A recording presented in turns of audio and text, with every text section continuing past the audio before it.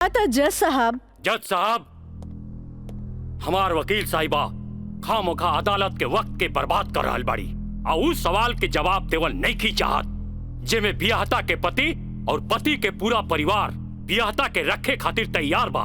तही बात में कौन जान के खतरा बा? बियाहता ई शख्स उहे आदमी बाड़न जेकर मदद से शादी जैसन पवित्र बंधन के आड़ में कानून के धोखा देवे के साजिश रचल गई, जेकर रचयिता बाड़े मिस्टर राजा और साथ देवे वाला बाड़न मिस्टर मयंक। हाँ तो मिस्टर मयंक, तू अपन जुबान से ही उस सो कॉल्ड शादी के आंखों देखा हाल बतावा। वैसे मिलॉर्ड, सबूत के तौर पर हम अदालत में एगो वीडियो क्लिप पेश करे के चाहतन। Thank you sir. Objection milord, यहाँ कोनो टीवी शो नहीं खे। अखामोखा वकील साहिबा हमनी के और अदालत के वक्त के बर्बाद कर रहल बाड़ी।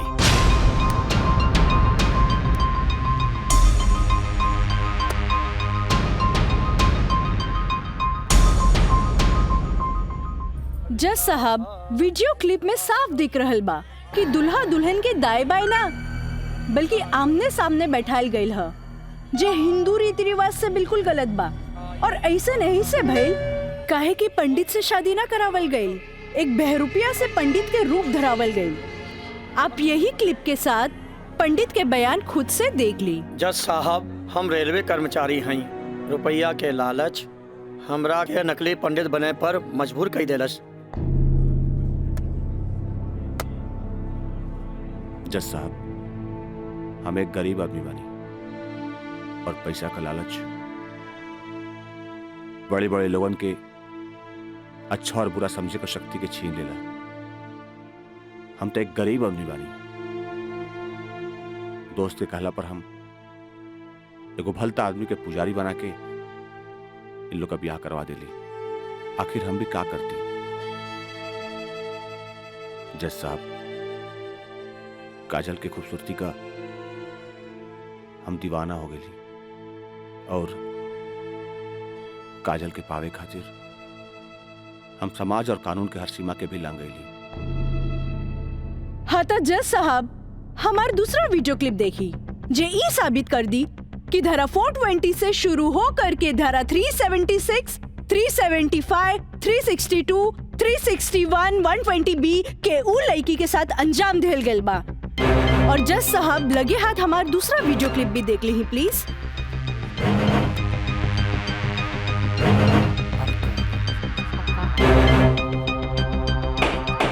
Order order. अरे हटाओ, हटाओ, हटाओ। हम सही कहा था भाई, अभी बियाह ना हुई। तोहरा के बियाह करे के कौन कहले रहे? तो क्या करती? वैसे ना मानत रहे तो हम कानून से बचे के खातिर बियाह के नौटंकी कर देनी। जाके ओकरा बुला के घर लिया। अरे बाबूजी, अगर ऐसे ला के खड़ा गई नू तो ऐसा कितना पतों से तारी घर बढ़ जाई बुझाई।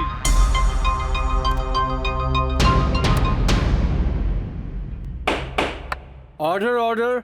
सारे गवाह और बयानात को मद्देनजर रखते हुए अदालत इस नतीजे पे पहुंची है कि मुजरिम का मकसद पहले से ही धोखाधड़ी से कहीं आगे था, क्योंकि उसका मकसद उस लड़की को धोखा ही नहीं देना था बल्कि उसके साथ शारीरिक संबंध स्थापित करना था। और यह भी साबित होता है कि मुलजिम ने बलात्कार को शादीशुदा जिंदगी को एक व्यवहारिक रूप देकर कानून को धोखा देने की कोशिश की है। इसलिए अदालत धारा 420 से बढ़कर इसे 376 एक रेप केस करार करती है और साथ ही महंग को इस अवैध कार्य में साथ देने के लिए धारा 120B को अदालत मुकर्रर करती है।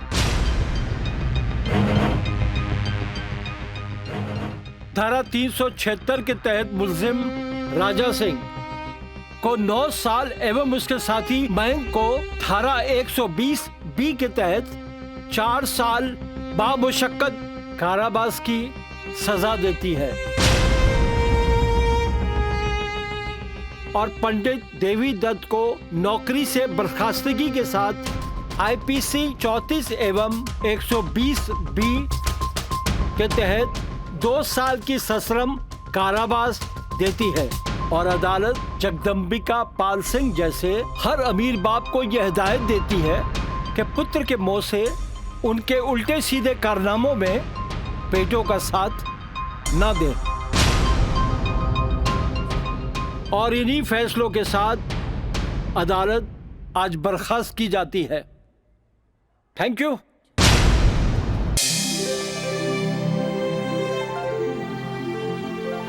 देखो छात्रों, विवाह के लिए किसी स्त्री को विवश करना, व्यभिचारित करना या उत्प्रेरित करना सेक्शन 366 के मातहत आता है। सेक्शन 376 और 375 रेप के लिए है, जिसमें सजा के प्रावधान के बारे में हम आप सबको विस्तृत बता चुके हैं। सर, कृपया हमें 120B सेक्शन के बारे में बताएंगे? बैठो काजल, तुमने बहुत अच्छा याद दिलाया। अब तक आप लोग सेक्शन 362 और 361 के अपहरण से संबंधित प्रावधान के बारे में जाना। सेक्शन 120B भी 2 या 2 से अधिक व्यक्तियों के द्वारा कोई वैध या अवैध कार्य करने या करवाने को आपराधिक षड्यंत्र कहते हैं। ओह, टाइम इज ओवर। कल इसका विस्तृत ब्यौरा बताएंगे।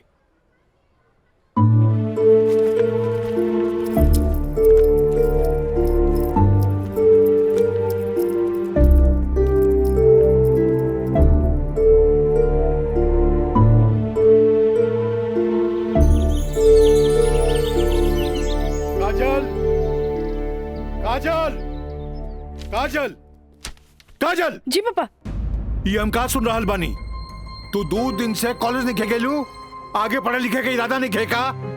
तू अच्छी तरह से जाने लू के खानदान में ग्रेजुएट से कम पढ़ल लिखल के अनपढ़ गिनल जाला। और तू तो अभी तक ले कॉलेज का मुंह ना देखेलू, खाली एडमिशन भइला। अरे हम कुछ पूछा था, हमरे बात का जवाब दो। पापा, वो कॉलेज में पढ़ाई कम और छेड़छाड़ ज्यादा होला। वाह, बड़ा अच्छा बहाना हो गई है। आजकल कॉलेज में छेड़छाड़ होके लागल है। अच्छा ये बताओ, तुहार दादी भी तक कॉलेज जात रही? वो घड़ी इक्का दुक्का लड़की से भी कॉलेज जात रही।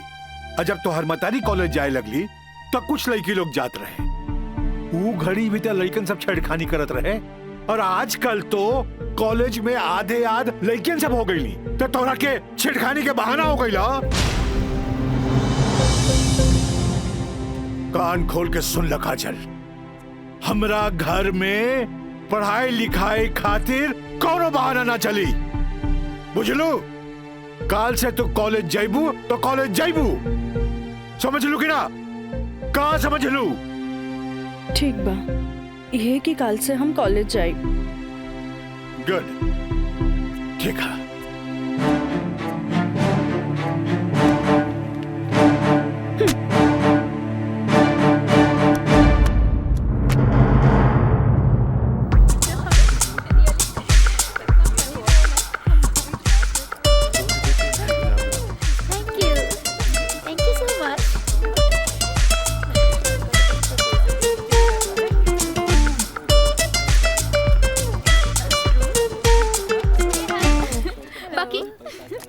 बात है, आज रोज डे के मौका पे पूजा तोहर हाथ में 5 गो गुलाब बा, जेमे की 3 गो पीला और 2 गो लाल बा।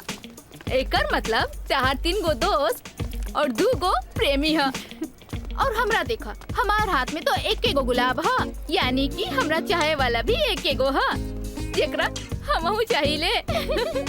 ओ, एकरा के तो देखा, एकरा हाथ में खाली 2 गो गुलाब के फूल है, पीला। हाँ तो ठीक बाना, हमरा के प्यार व्यार के चक्कर में ना रहे के। तू आपन देखा, हाथ में बंडल भर पीला गुलाब, माने कि प्यार ही प्यार बेशुमार। तोहरे के मुबारक हो। कितना प्यार के बेशुमार करत रहा तोहनी के, बाकी रोज डे के मजा तबे आई जब हमनी के प्यारी प्यारी सहेली काजल आई हैं। हाँ हाँ, काजल के बगैर तो तेरा रहले ना जाला। सही कहा तारे। अरे हाउ देखा, काजल तो होते बिया। अरे काजल, उन्हें कहा जाता रू? हमनी कखानी से तोहार यहाँ इंतजार करत रही। तोहार तबीयत तो ठीक बना?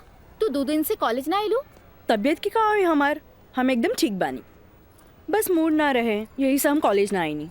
अच्छा ई बतावा, आज रोज डे पर एकदम तोर हाथ खाली खाली काहे बा? ना कोनो दोस्त ना कोनो प्रेमी? हमरा ई सब में कोनो इंटरेस्ट नहीं है। ई गुलाब के टोकरी तोहरा खातिर भेजले हूँ।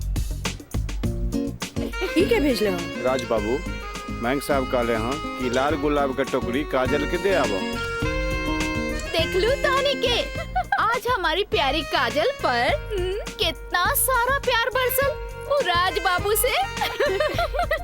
लेकिन हम एक बात कही काजल, ई गुलाब के जैसन मुस्कुराइया, बाकी गुलाब के जैसन बनिया मत, काहे कि ई गुलाब की खुशबू एकर फितरत हा, तो मुरझाए लेकर किस्मत होला।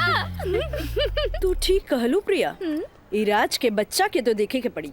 अरे देखे के पड़ी। ए भाई, मैच एकदम नजदीक आ गइल बा।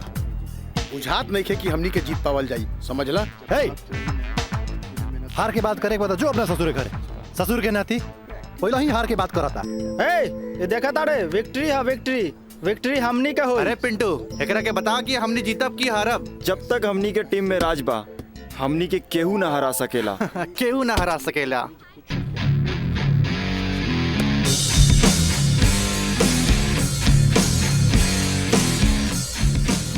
मयंक। हाँ राज। जीत केकर होई? जीत तोहार होई और केकर होई? जीत सिर्फ फुटबॉल में ही ना, प्यार में भी हुई। एक से एक टुकड़ा गुलाब का फूल भिजवा दे रही। लेकिन यार गुलाब बहुत महंगा हो गया। अरे 500 रुपया हमारे पॉकेट से लग गई। समझ गई नहीं तोर नौटंकी। ई ले 1000। पीछे से आवत भी तोहर प्यार और हम चन्नी बाजार। हेलो काजल। हाय, एक सेकंड। चलो लोगिन फैन, मैदाने में अब देखल जाई। हाँ हाँ चला चला। राज, तोहरा हम कैसन लड़की दिखत बानी? शरीफ, अच्छी लड़की। गलत, तोहरा जैसन लड़का खातिर हम एक बहुत ही बदमाश लड़की बानी। अच्छा ई बतावा, टोकरी भर फूल भेजे के का मतलब रहे? मतलब ई की दोस्ती और ई प्यार के फूल ह, एकरा मुरझाए मत दिया। ए काजल, अपना दिल में हमेशा दोस्ती और ई प्यार ला जगह बनैले रहिया। ई जन्नत में बनेला, एक एक वो बिखरे मत दिया। रिश्ता जन्नत में बनेला, बिखरे मत दिया। देखा राज, अब तक हम तोहार हर छेड़खानी के नजरअंदाज करत रही, लेकिन अब टोकरी भर गुलाब के फूल भेज के अपन अमेरिकी दोस्त जमावे लगला। तोहरा पता नहीं कि हमार बाबूजी कोर्ट में पेशकार बाड़े और उनका वास्ता रात दिन गुंडा मवाली और पुलिस से होत रहेला, और ई भी जानला वो गुस्सेल भी जरूरत से ज्यादा बाड़े। वो तो हम तारा के देखते बुझ गलनिया। वो थोड़ा सा हम तारा प्यार मोहब्बत का दिखा देनी, तू तो हमरा के गुंडा मवाली के लाइने में खड़ा कर देलू। देखा, हमरा ना चाहिए ऐसा प्यार व्यार जेकरा खातिर हम अपन सहेली के बीच में मजाक बन जाई। बड़ा खिसियाइल बिया, पट्टे वाला तो नहीं खे बुझात, पर हमरा भी तो उहे के पटावे में मजा आवेला जब ना पटे वाला होखे। पेशकार साहब। अरे मिथिलेश, बैठा बेटा। Thank you.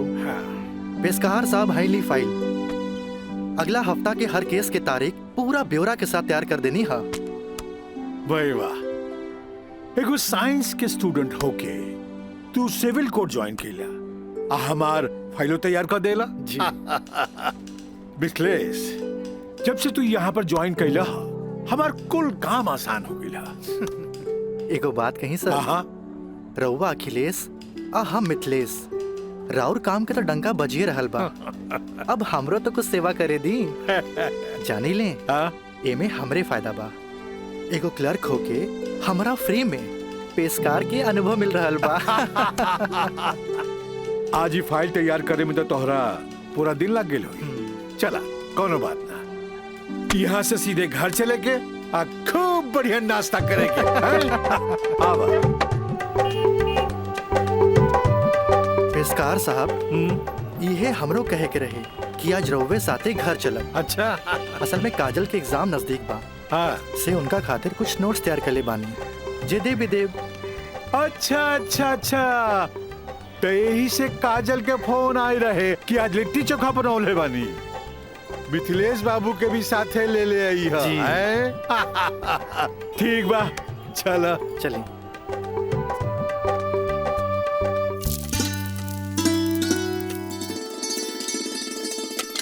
काजल। हाँ माई, बेटा तनी है बैगनवा देख तो।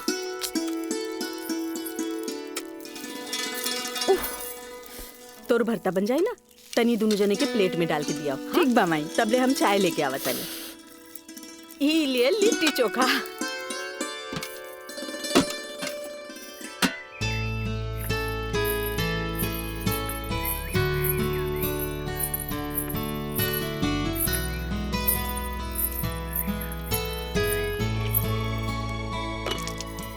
का काजल, कैसन बारू? हम ठीक बानी। नोट्स लेनी की ना? अरे कैसे ना लेती, तहरा हाथ के पंजाबियन के भी फेल करे वाला बैंगन भरता जी खाए के रहे। ठीक कहला मिथिलेश, अपने काजल के हाथ के बनावल भरता के कारण ही सगरो रिश्तेदार के आवन जावन लागल रहेला जी, वरना ये मोबाइल तो रिश्ता नाता के अलगे ही कर देला सर।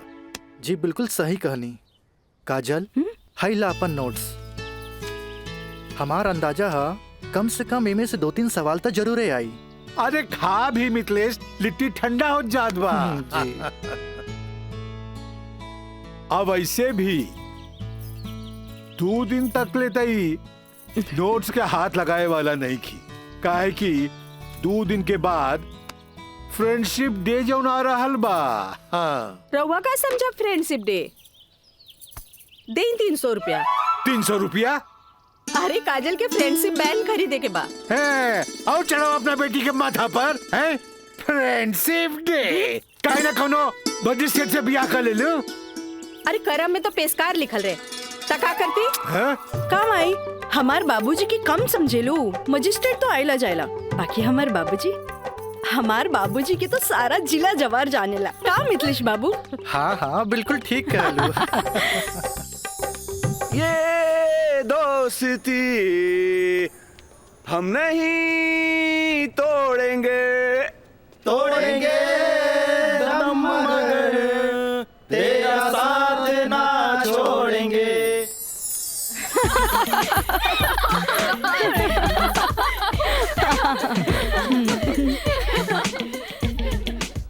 फूल बन के मुस्कुराना भी जिंदगी है, मुस्कुरा के गम भुलाना भी जिंदगी है। क्या बात है। तब मिल मिल के दोस्ती निभाना भी जिंदगी है। अच्छा, हमने के दोस्त तो बरले बानी, बाकी तू कैसन दोस्त की बात कर रहल बाड़ू? ई हमरा समझे में ना आइल। सपना, तू समझ लू का? ना, हमरा तो बिल्कुल ही समझ में ना आई। वही तो। ई का समझी, बाकी हमरा समझ आ गई। कहा तो बता दी। अरे बताओ। दोस्ती हर चेहरा के मीठ मुस्कान होखेला, दोस्ती ही सुख दुख के पहचान होखेला। वाह वाह वाह। अगर रूठ भी जाए कोई दोस्त त दिल पे ना लेवे के, काहे की दोस्ती त सुख दुख के पहचान होला। और हमार मानना बाकी अगर कोई सच्चा दोस्त रूठ जाए तो ओकरा के त मना लेवे के चाहिए। बिल्कुल सही। बाकी हम एक कर जरूरत ना समझी, काहे कि बुरा दोस्त कोयले के समान होकेला, गरम होके तो हाथ जला देवेला और ठंडा होके तो हाथ काला कर देवेला। बड़ा आए दोस्ती समझावे वाला। तू लोग सुना इनके प्रवचन, हम जाते अरे तरी रुका तो।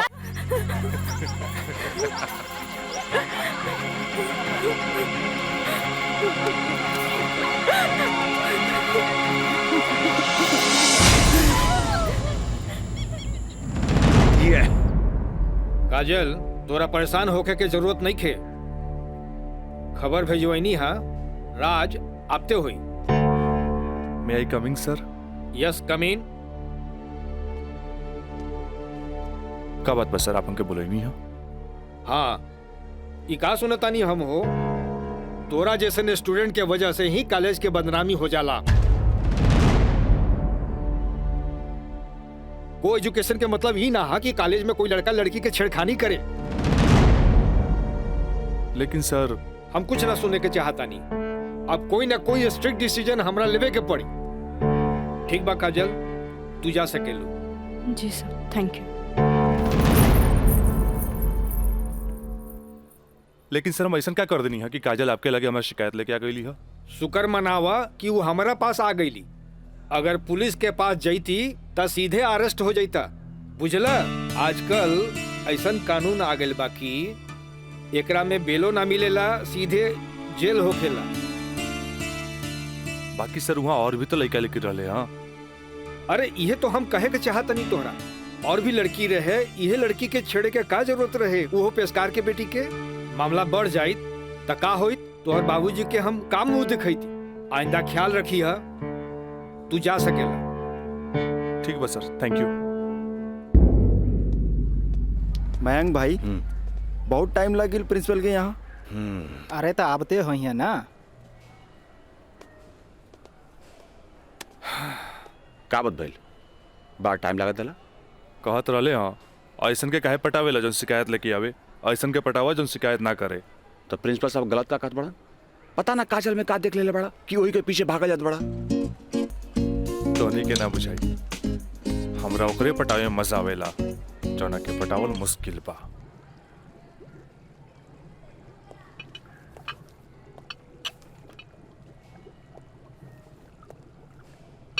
क्या हो रहा है? जी सर। ए पिंकी, हाँ रिटन एग्जाम तो बढ़िया गए, बाकी लागत है कि प्रैक्टिकल तो हमरा ले डूबी।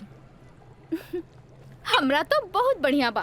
बस एकरा में से नापे के बा और ए में लिख लेवे के बा। अच्छा बतावा, का करी? इसमें का डाली? एकरा में ई एसिड डाला। ये? हाँ। पक्का? हाँ।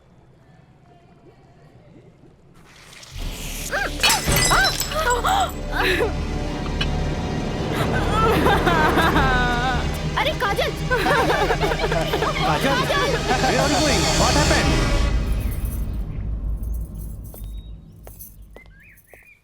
प्रणाम माँ जी। प्रणाम, बैठा। अकेले पेशकार साहब कहाँ रह गइलन? उहे बतावे के बा जी आज उनका कचहरी में देर होखी। अच्छा अच्छा। काजल के आज प्रैक्टिकल के आखिरी एग्जाम रहे। से पूछे के बा कि एग्जाम कैसन गईल? अब देखा बहले तो ऐली ना, कैसन जाए कहा जाए कुछ समझ में नहीं ख्यावत। अभी औते हुई ई देखा। अरे का? अरे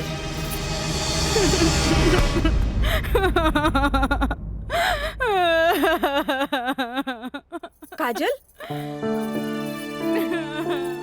काजल, ए काजल, का भइल? अरे हमनी के अनदेखी करके यहाँ के रोवे लगलू। अरे का भइल? परीक्षा तो ठीक से गई ना? अरे बोल। प्रैक्टिकल खराब हो गए, एन वक्त में टेस्ट बुक टूट गए।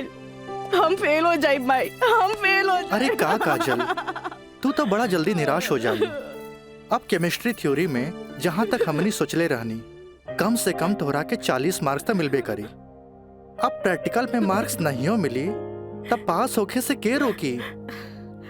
बाकी मिथिलेश बाबू, हम तो प्रैक्टिकल में छोड़ के आ गए नहीं। अरे तो का भइल? इन्विजिलेटर 0 ही दिहन ना, इतना हदीर काहे होत बारू? हाँ, एग्जामिनर अगर एकरा के इशू बना ले, अब माइनस मार्किंग करें, तब बे फेल होए के बात हो सकेला। अरे तो रो रो के हलकान भैला से का पास हो जेबू? ई देखा था, जा मुँह धो, भगवान सब ठीक करिए। जा। का ठीक करिए? अरे अब कहा होई कुछ समझ में नहीं ख्याल, कुछ ना बुझाता हमरा के।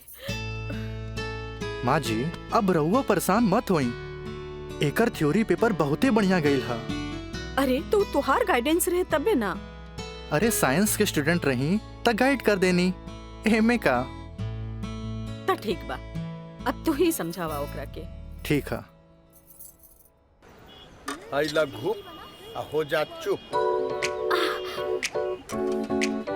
भैया एक सैंडविच लाइए। हाँ हाँ ले।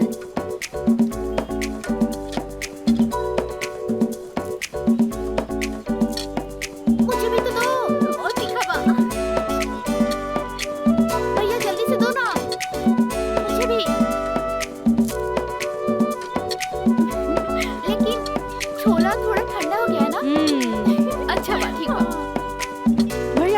दा अब हमरा के चाहिए बस अरे खाना यार कहे अभी से एग्जाम में फेल हो गए का?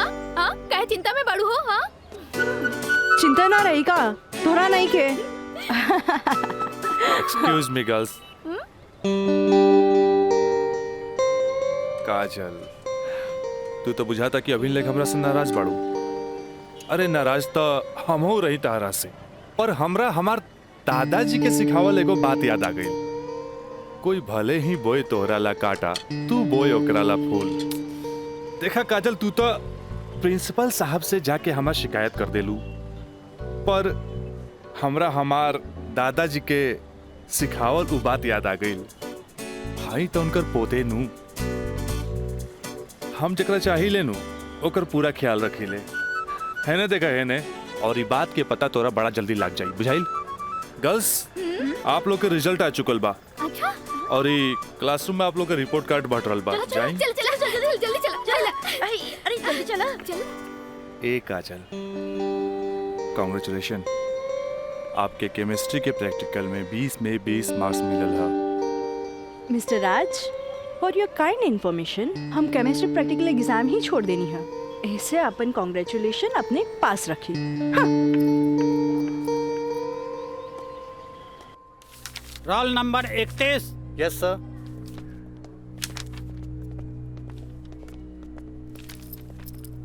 Roll number 32। Thank you sir.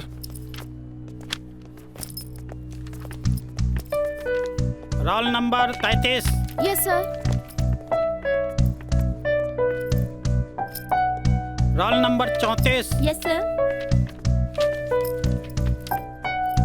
Roll number 35।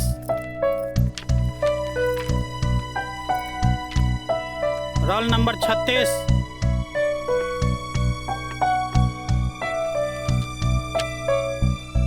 सैंतीस। Roll number 38।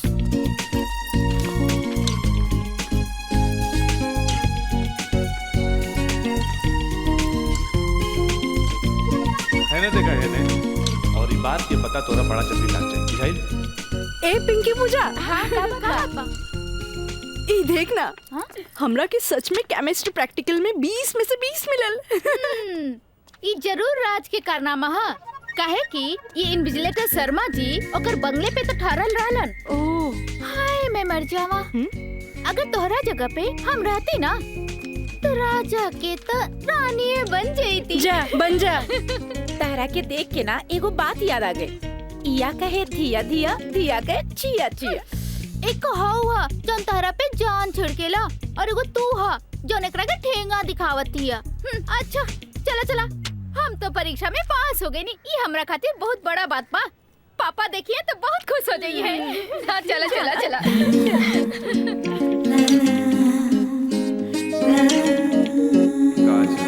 दादाजी के सिखावल एगो बात याद आ गई। कोई भले ही बोए तोहरा ला काटा, तू बोए ओकरा ला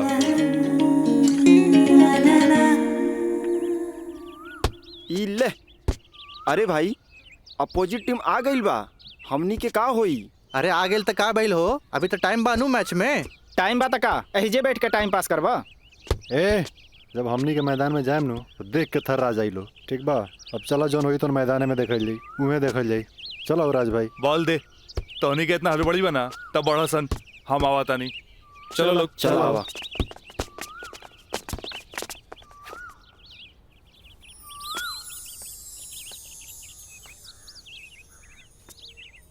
सुनो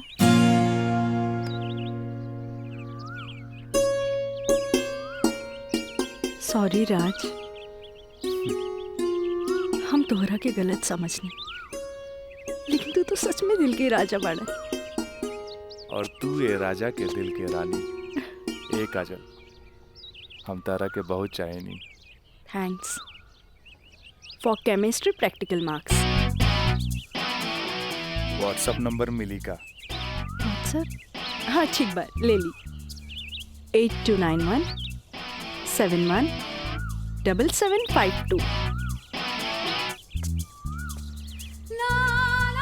8291717752।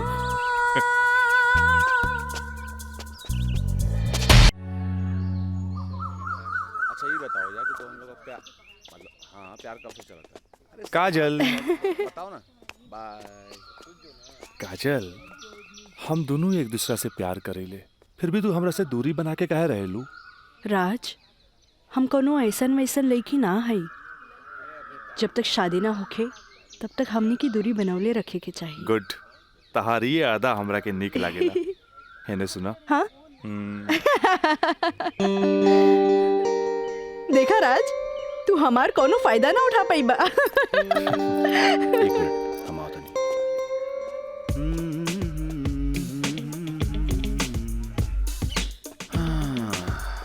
राज यार एगो बात बताई। काजल अब यार हमरा के भी अच्छा लगे यार। हम एगो बात बताई। तू हंसुआ के बिया में खुरपी नियन गीत मत गो। वो तो और भाभी लागी। का लागी? भाभी। चल।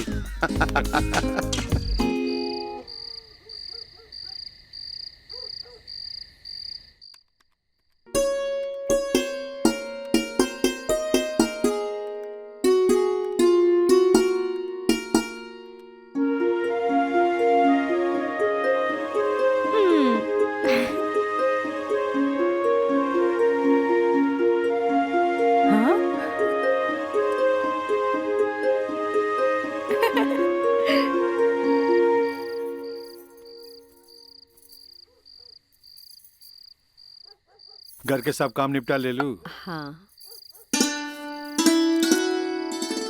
ब्लड प्रेशर के ई लोसर एज खात खात रउआ के सालन बीत गए। अरे एक बेर डॉक्टर से पूछ लेती कहीं गोलियां तो ना चेंज करे के बा। एकर साइड इफेक्ट भी होला। एक बेर हमार बाबूजी के पैर ऐसे ही सूज गए रहे। जब गोली चेंज भइल तो एकदम ही ठीक हो गइल। तू हमार कितना ख्याल रखेलू? अच्छा ये बतावा, तू अपन थायराइड के गोली खा लू कि ना? अरे कहाँ खाइला, 3 दिन से तो वो खत्म हो गइल बा। का गोली खत्म हो गई? तू हमरा का बतैलू ना कि गोली खत्म हो गई? चाहे तू मरबू, तू एक दिन जरूर मरबू। फिर हमरा से ये ना कहिया कि हमार ख्याल ना रख ले। अरे जब मरिए जाए तो कहा बोला? तब तू का चाहेलू? हम जिए थे जी मर जाएं? हैं? दहाइला आज के बाद हम हो दवाई ना खाई। राउर मारा चढ़ गई। हाँ? तलवा के लहर माथा पर चढ़ गई। अरे तलवा के लहर माथा पर ना चढ़ी तो क्या हुई? तू दवाई ना खाइबू तब बिस्तर पकड़बू। फिर घर के चूल्हा चौका घर बाहर के देखी? अरे हमरा तो कचहरी के काम से फुर्सते ना मिलेला। फिर बैठ के तुम्हारी सेवा के करी? अरे के करे कहा था सेवा? मत करब, मरे दे, मत ले बापन कचहरी से छुट्टी। तू तो यही चाहता रू कि समाज हमरा के रनवा बन के फिरत देखत रहे। हे भगवान माफ करी हमरा के। अरे तू हमरा के माफ करा। जाई। अब हमरा कोनो जुगाड़ कर लेके पड़ी। काजल। हाँ काजलवे के माथा चाटी। काजल, काजल जी का करता रू? पढ़ाई करत रही, वो इंटरनेट से कुछ नोट्स लेत रही। ठीक है काजल, तो क्या हमार के लिए आज से तो हाथ ड्यूटी है कि तू अपना माई के रोज भोरे भोरे थायराइड के गोली देबू। अरे वो तक खुद मरी है और हमने सबके भी मार दी है। कॉलेज जायलू ना? जी बाबूजी, लाइब्रेरी में पढ़ाई खातिर कल संडे है, फिर भी हम जाए। ठीक ना बाबूजी? Good, very good. ऐसा ही पढ़े के चाहिए, तब तरक्की करबू।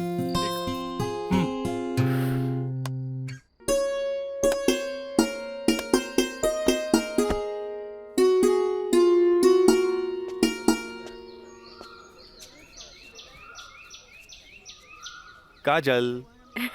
Thank you. काजल, हम दोनों एक दूसरा के बहुत चाहिए। पर जब हम हमरा फ्यूचर के बारे में सोचिले तो हम देखिले कि हमार बाप के पास बहुत दौलत बा। उनकर दौलत के संभालत संभालत हमार जिंदगी गुजर जाई। हमरा ये आम आदमी नियन नौकरी चाकरी करे के फुर्सते ना मिली। अब बस तू हमरा जिंदगी में हमार जीवन साथी बन के आ जा तो हमार जिंदगी एकदम मजे में गुजर जाई। ए काजल, तू काहे ना अपना बाबूजी से हमरा बारे में बात करेलू? बाबूजी से? ना बाबा ना, हम ना बोल सकेनी। हमार बाबूजी बहुत गुस्सेल बाड़न।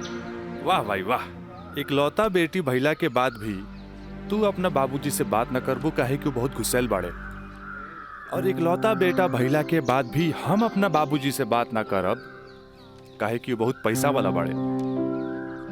ऐसन में तो हमनी के सपना धरल के धरल रह जाई। काजल, काहे ना हमनी के भाग के शादी कर ले जाओ। बिना बतैले भाग के शादी कैसे कर सकेनी? हाँ काजल, हफ्ता भर के तो बात रही, हमनी के भाग के कहीं भी शादी कर लेल जाए और ओकरा बाद अपना अपना बाबूजी के बता देहल जाई। सोचत का बाड़ू तारा से ऊंच कूल और धनाट घर के हई, जब तू अपना बाबूजी के बतैबू नु तो ना कर पाई है। और हमहू जब हमरा बाप के बताएब कि हम भाग के शादी कर लेले बानी तो नाहियो चाहते हुए भी तारा के अपना बहू के रूप में अपना ली है। ए काजल, हम तारा बिना एक पल भी ना जी सकीले। ठीक बा, हम कोशिश करब। इनु भइल बात। अब छोड़ा हम बाय।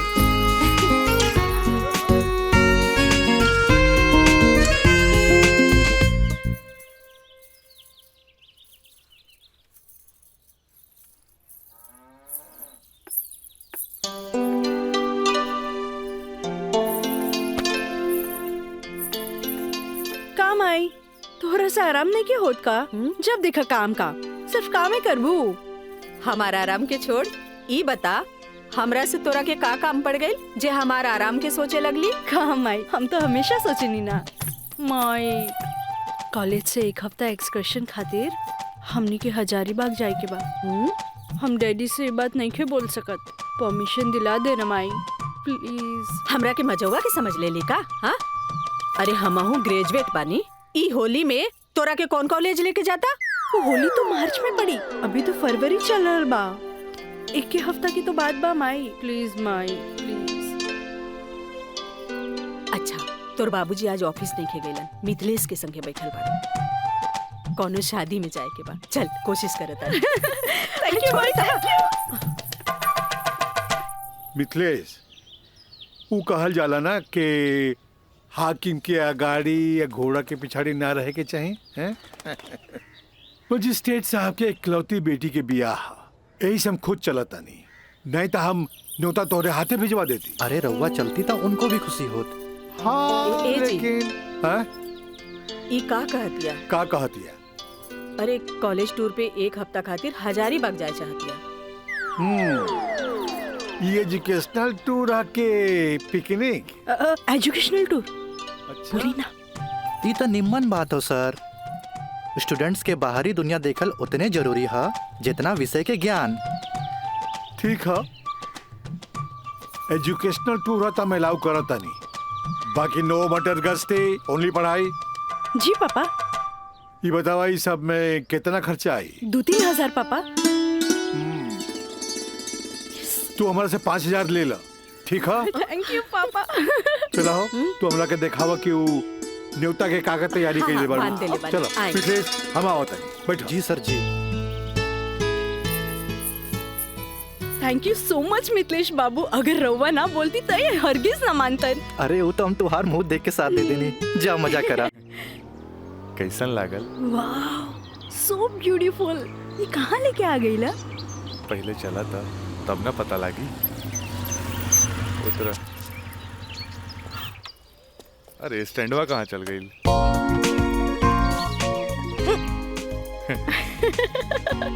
बड़ा धांसू सजीले बा। हाँ। चला चली। आता दा। कहाँ जाए के है? इधर। हाँ, इधर। जगह तो बड़ा झकास बा। क्या यार राज, कब से हम तुम्हारे इंतजार करत बनी, इतना लेट कर दे तू? मयंक, राज, मयंक यहाँ? हाँ, एकरा पहले भेज देनी। इस सारा जे तामझाम बा, इस सब के अरेंजमेंट के करी। यार तो हम लोग का शादी खातिर एक विद्वान पंडित से बात कर ले बानी, और देखा तोहनी के आराम खातिर यहाँ सारा साधन सुविधा मौजूद बा। और हाँ, हनीमून खातिर स्वीट रूम भी बुक कर ले बानी। और देखा अब हम निकलता नहीं, कहे कि हमारा के मंदिर जाए के बा, और मंदिर जाके पूरा शादी का सामग्री लेके आए के बा। बाप रे, इतना सब तैयारी। अरे शादी की करबा, हमार दोस्त राज का शादी बा। गलत बात। शादी होता हमार सपना के शहजादी काजल के राज के साथ। अच्छा देखा यार, जौन तो पैसा दिला ना सब पैसा खत्म हो गए कुल ताम झाम में।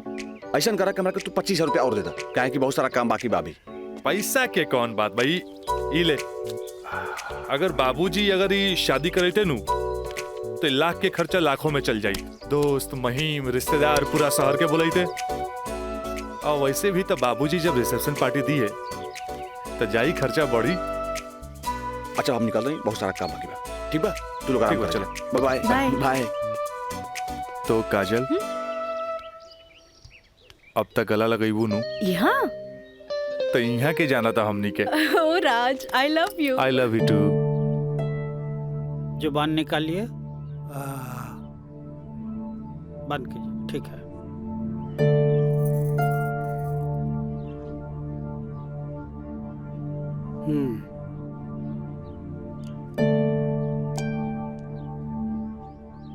सांस लीजिए और जोर से।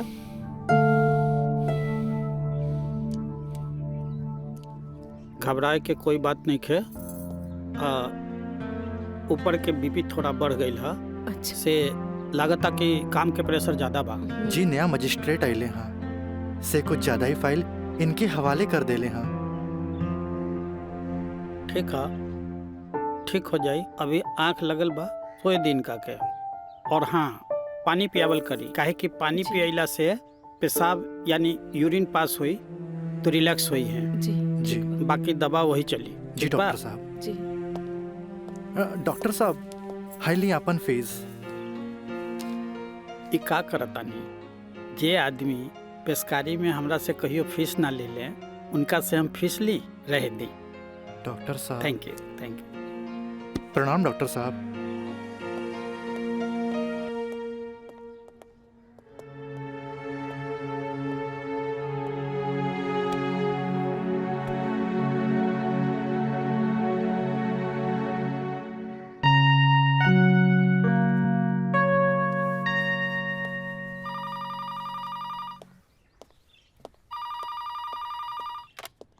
हेलो, हम काजल बोले तानी। हाँ काजल बोला, कैसन बारो? माई बाबूजी कैसन बाड़न? बाबूजी के तबीयत खराब बा। बीपी बढ़ गई हा, से सुतले बारन, उठाई का? हाँ, नहीं छोड़ दी, यहाँ सब ठीक बा। आप कैसन बानी? हाँ हम तो ठीक बानी। माई के बुलाई का? ना, रहे दी, आके हम सरप्राइज दे। Okay bye. Okay bye. केकर फोन रहे? काजल के। अच्छा। वहाँ के ठीक बारी। अच्छा। खोज खबर लेत रही। अच्छा माँ जी, हम चलत तानी, सांझ के फिर से आ जाए। ठीक बा।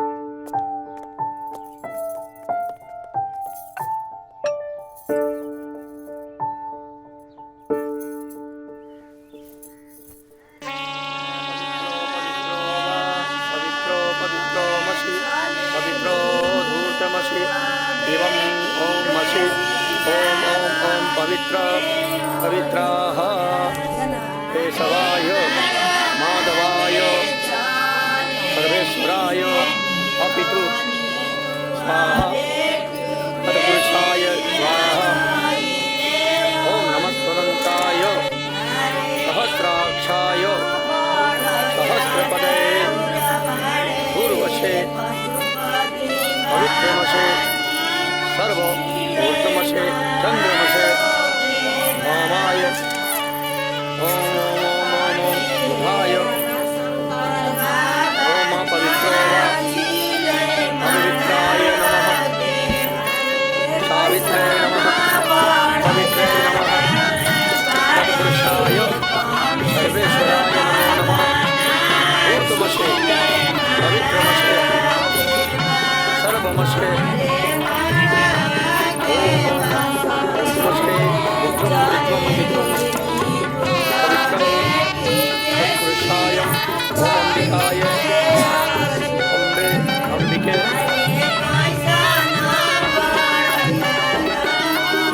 राजदाय राजाय नमो नमो नमो नमो विवाह संपन्ना भवतु।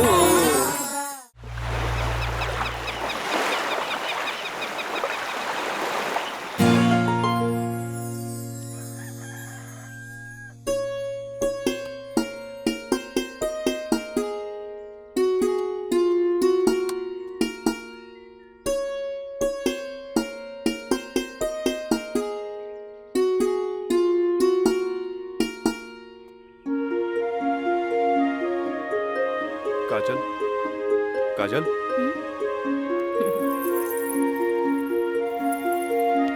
Good morning. Good morning. उठे के मन तो हमरो ना करत रहे, पर खाली सुतल रहला से जिंदगी ना नु चली। चाय ले लो, गर्मा गर्म चाय। मयंक अपने हाथ से बनेले बन। ए ओ कुछ ना, सिर्फ भाभी खातिर और ई गर्मा गर्म चाय। काजल, इस शादी ब्याह में कुछ ज्यादा खर्चा हो गई। हमरा घरे जाए के पड़ी। वो कहा कि अपने बाप से कुछ पैसा भी ले ले और उनका के इस शादी ब्याह के बारे में बता के पटा भी ले। आखिर तेहरा के ले जाके उनका आशीर्वाद भी तो दिलावे के बा। लेकिन तबले हम कहाँ रहब? अरे यहाँ रहबू, तहारी देवर बानू मयंक। हाँ? का मयंक, भाभी का ख्याल रखबे ना? बिल्कुल बिल्कुल ख्याल रखब। ये ले पैसा। अरे और वाह। यहाँ के सब बिल उल चुका दिए। बिल्कुल भाभी, टेंशन नहीं लगा, कोनो जरूरत नहीं के। हम बगल वाला कमरा में बाड़ी। और हाँ, तू चाय पी के फटाफट फ्रेश हो जा और जन खाए पिए गई ऑर्डर दे दिया। ठीक ठीक बा। और हम रात के छोड़ के यूं आवता नहीं। तू चल, हम आवता नहीं। चल। ए काजल, अरे हैने आवा। कल साझे लिख के तो बात बा, हम यूं गई नहीं यूं आई नहीं। और वैसे भी अब तारा बिना हमार मन कहा लागी। अब जाई भी और जल्दी आई। ठीक बा।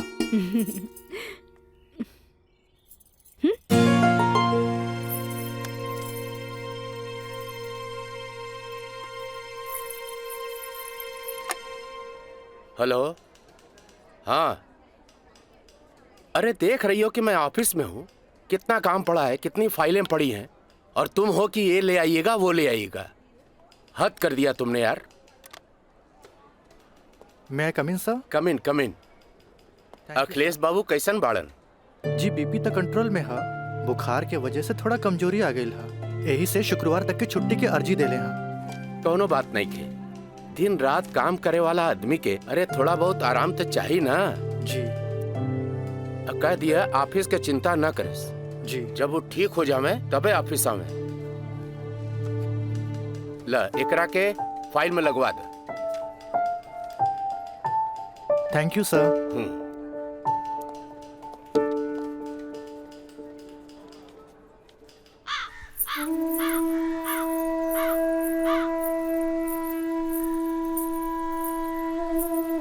अरे भाभी, आइए बेटी। भाभी, क्या बात बा? बड़ा परेशान लागत बानी। हम राज के फोन लगा लगा के थक गए नहीं। कभी डेड टोन मिले था तो कभी आउट ऑफ कवरेज एरिया। तोरा पास उनकर कोनो लैंडलाइन नंबर बा? ना भाभी, और हम उनका दोनों नंबर पे फोन लगा के थक के हार के बैठ गई। हैरानी की बात तो ये बाकी कि गैला के बाद ना कोनो खबर, ना कोनो कॉल, ना कोनो मैसेज। भाभी तू टेंशन मत ले, हम अपने को दोस्त के भेजले बानी और जैसे ही खबर मिला था सबसे पहले हम तोरा के बताई। ठीक बा, हम अपन कमरे में बानी। अरे भाभी, घबराए कोनो बात नहीं की, हम बानी ना।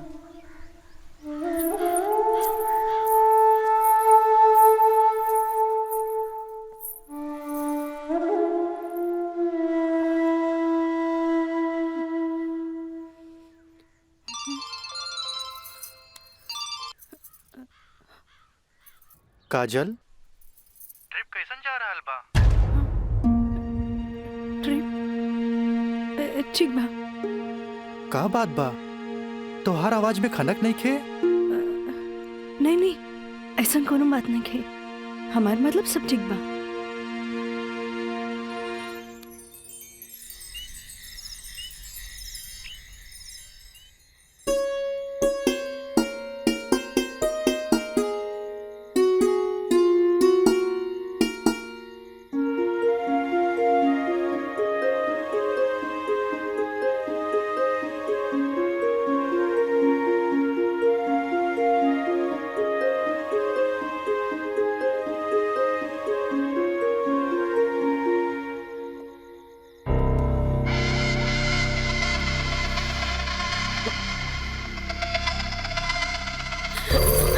देवर जी, मयंक, ये क्या बदतमीजी है? चल जाइए यहाँ से, वरना राज के बता दे। किसे? राज से?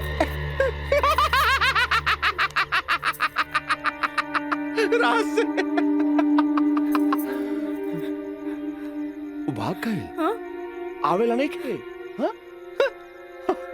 तोरा क्या पता? हाँ? ये भी कुछ हो रहा बना? सब ओकरे प्लान के तहत हो रहा बा। वो तो तोरा के भोग के और भौरा जैसन चूस के भाग गए। काजल, पता बा जब तो के पहला बार देख ली तू पहली नजर में हमके पसंद आ गई। हम तो के दिल से चाहे लग रही। काजल, आज दिल से चाहे लग रही। तुझे कहा तारा कौन सच बा? सच ना, 16 आना सच बा। ये बात हम तुझे बहुत पहले बता देती, लेकिन क्या करी, ये मेरी और मेरी हमार मुंह बन के तरस। देखा, तू गरीब, हम गरीब, हम तो क्या अपने काजल? हाँ, हमसे ब्याह कर ला। हम तो क्या अपने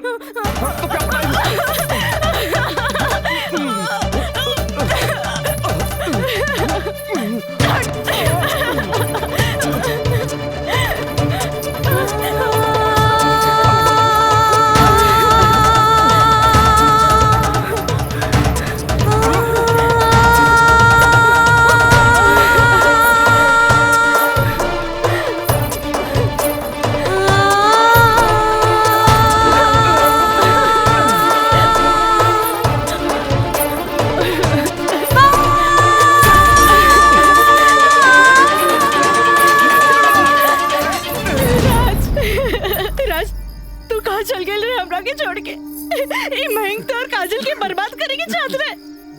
तू बोलत काहे नहीं कि राज बोली ना। हम जहाँ भी गए रही तोरा का मतलब बा? और ये मयंक वैसे भी तोरा सारा के सारा सच्चाई बता देले होई। ये हमार बदला है काजल, बदला।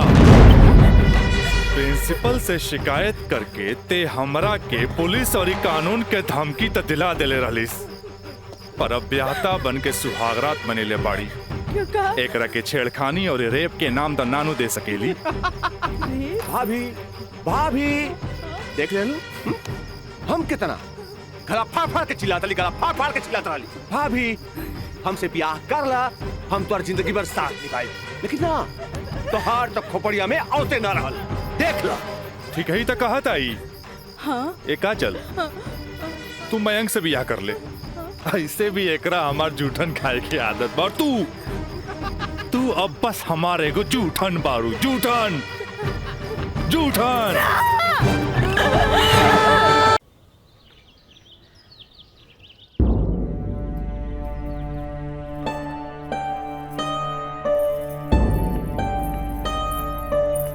काजल, काजल, काबिल मई बाबूजी के। अरे ये ठीक बाड़न, दवाई खा के सुतल बाड़न। रुका, हम उठा देता नहीं। ना मैं रह दे, आराम करी दे।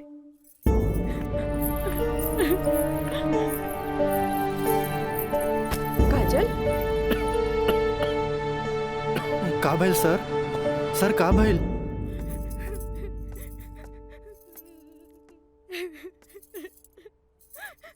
काजल,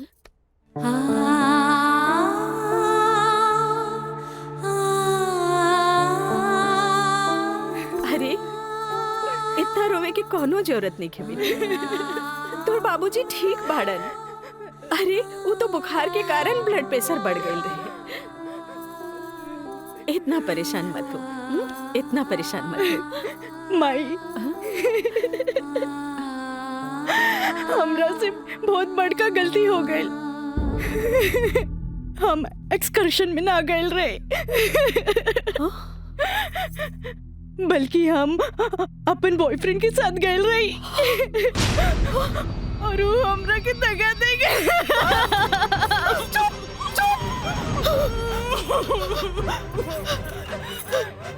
सच बता, सच बता। का भाई, तू ठीक तो बाड़ी ना? तू ठीक तो बाड़ी ना? हम ठीक तो ना बानी माई। माई, तू हमरा के एक वचन दे कि तू हमरा से दोबारा कुछ ना पूछबे। जो भाई बहुत गलत भाई, बाकी हम अपने आप के ठीक कर ले माई, अपने आप। काजल,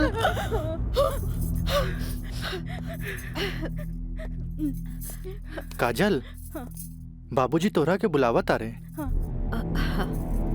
चलो।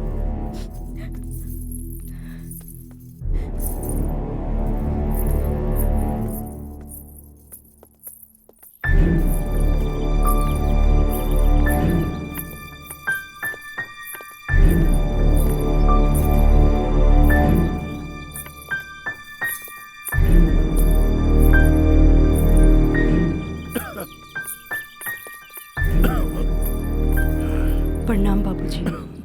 अब तबीयत कैसन बा? आ गइलू बेटा? ठीक है बा। तू बतावा तो ट्रिप कैसन रहा और अब आगे पढ़े के का प्लान बा बेटा?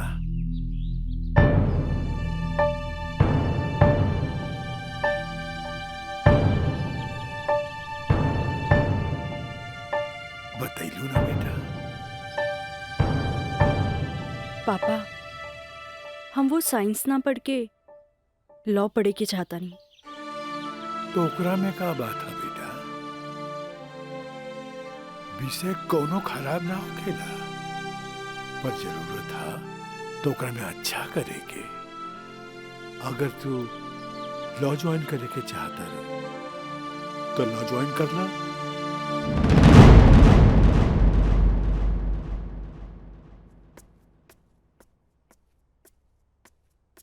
का काजल बेटिया, तबीयत ठीक बानो?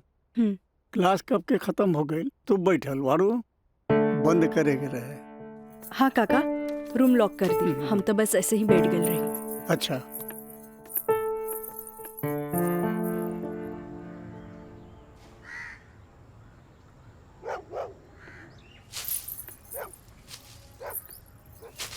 काका,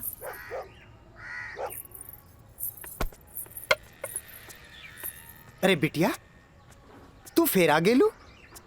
अरे हम कई साल से देख रहल बानी कि हर 3-4 महीना पर तू आ जालू।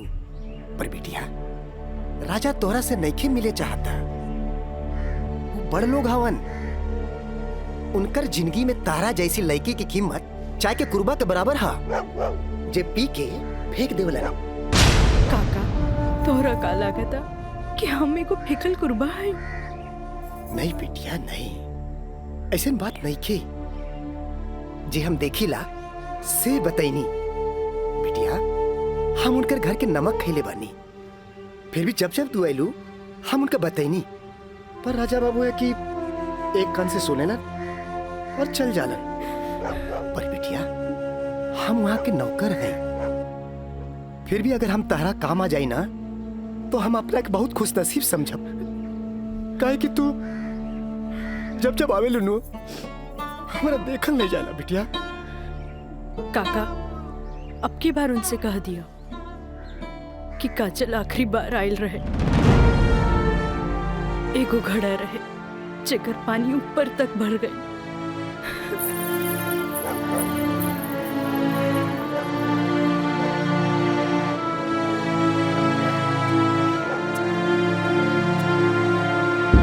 मैडम जी, ये कुछ बिल है, कारपेंटर बिल है, ये टेलीफोन बिल है और ये लाइट बिल है और कुछ वगैरह वगैरह काफी बिल है, आप देख लीजिए।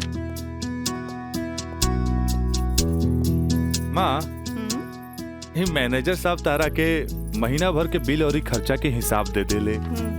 अब तू उठबू, उठ के जईबू, अलमीरा खोलबू, चेक निकलबू, फेना के बैठबू, तब साइन करबू। हमरा माई के कितना काम करे के पड़ी। यही ला हम सोचने की काहे ना चेकबुक वाले के हम ही आ जाई। नीमन कैला।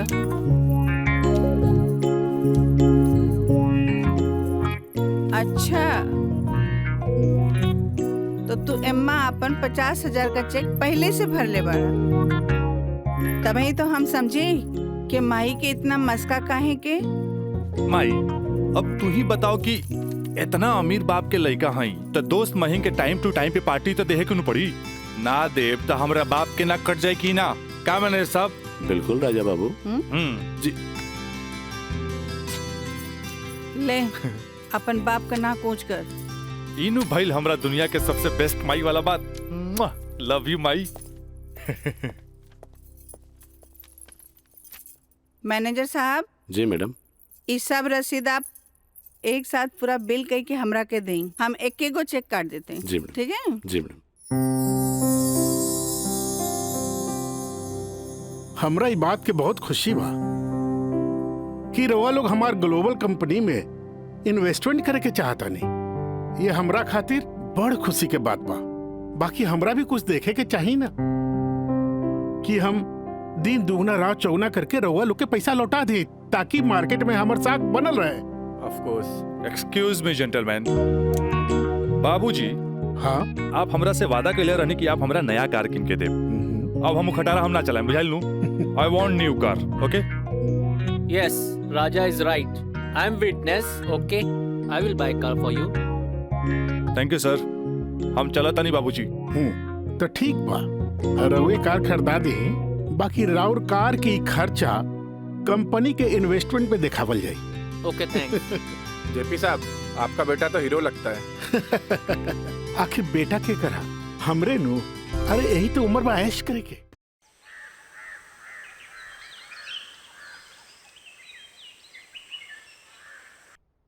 काजल जी। तारा के देख के हमें 4 साल पहले का काजल याद आवतिया। याद है तारा के? मिथिलेश के साथ डरत डरत तू हमरे चेम्बर में आ ललू लॉ कॉलेज में एडमिशन खातिर हैं?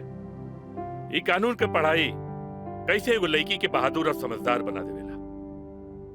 काजल हम चाहता नहीं कि पहला केस तू खुद अपने लड़ा, कैसन रहे? लेकिन सर। तू घबरा मत, हम तारा बारे में केहू से कुछो न कहनी है। देखा ये वकील लोग अपने क्लाइंट का सीक्रेसी अपने साथे चिता में ले जाला। बैठा। हाँ तो केस ये है कि मुवक्किल एक गरीब लड़की है जेकरा के शादी का झांसा दे के पहले भोगल गई और बाद में जूठन की तरफ फेंक दी। वो दहेज के केस न कर सकत रहे काहे कि वो गरीब रहे। वो रेप के केस न कर सकत रहे काहे कि वो अपने घर वाले के मुंह पर कालिक न पोते के चाहते। वो प्रताड़ना का केस भी न कर सकत रहे काहे कि वो घर में कबो रहली नहीं।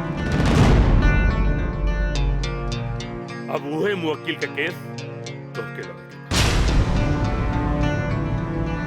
अब वही गरीब लड़की का केस एक पढ़ा लिखल समझदार वकील के लड़ेगी। काजल, हमरे नजर में तू एक मर्द लड़की बाड़ू। हमें फक्र बा कि तू हमारे असिस्टेंट बाड़ू। आई एम प्राउड ऑफ यू बेटा। जी सर, थैंक यू।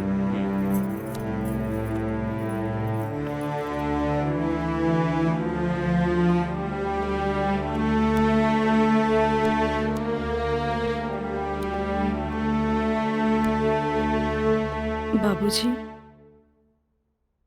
लड़की हर मोड़ पे डरत रहेली। अकेले होके तो सुनसान से डर, भीड़ में होके तो लोगन के डर, जब हवा उड़े तो दुपट्टा उड़े के डर, केहू घूरे तो ओकरा आग के डर, बचपन में माई बाप के डर, बड़ होके तो भाई से डर। सिर्फ डरत रहेली, तब तक डरत रहेली जब तक ओकरा जीवन साथी ना मिल जाए। और हमार जीवन साथी तो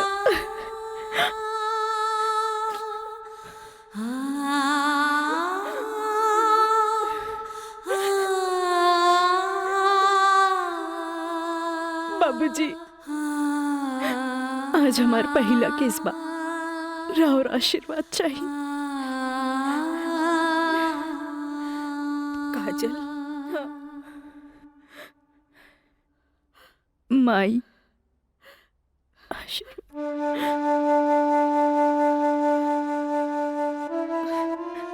तोहरा के वचन तो हम दे चुकल बानी, कुछ ना पूछेगे।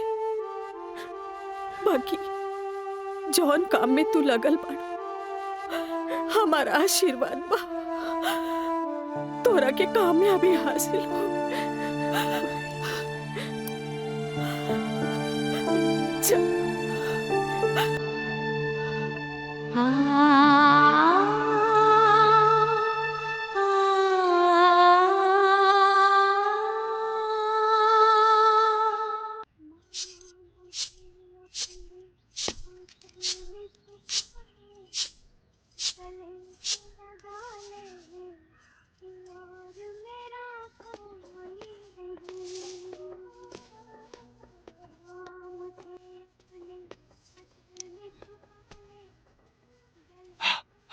माई हमरा के 7,000 रुपया चाहिए नौकरी का फार्म भरे के बाद। का है वो तो हाँ दोस्त राजा वो ना करेगा तोरी मदद। भाई अब हमारा के केहू को मदद की जरूरत नहीं की, खुद नौकरी करे के बा, कमाए के बा, कुछ बने के बा। यही तो हम कहा था नहीं उम्मीद हो चलल नौकरी ना करबे तो कौन बाप अपन छोकरी तोरा से ब्याही। हमरा का हमार जिंदगी के का आज है कल ना रहे फिर। बहुत हो गया भाई, चल पैसा दे। दे पैसा तोरा से मुंह लगाए बेकार है। पैसा पैसा पैसा। हाँ हाँ दे। देता नहीं।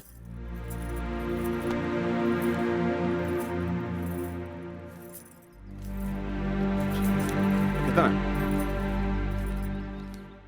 हम गिन ले ली, दे 500 और दे। ना नहीं 500 और दे। का है 3,500 चाहिए। देनी ना। चल अब ठीक काहे मांगता रे। चल जा पैसा चाहिए। एक बात कही, तू दुनिया का सबसे अच्छा माई है। चल मैं चलता रही। मानता नहीं।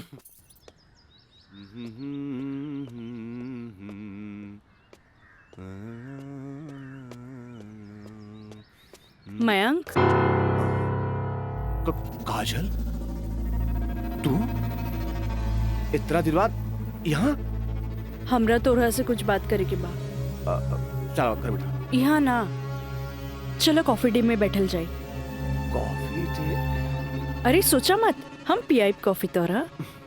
चलो ठीक। चलो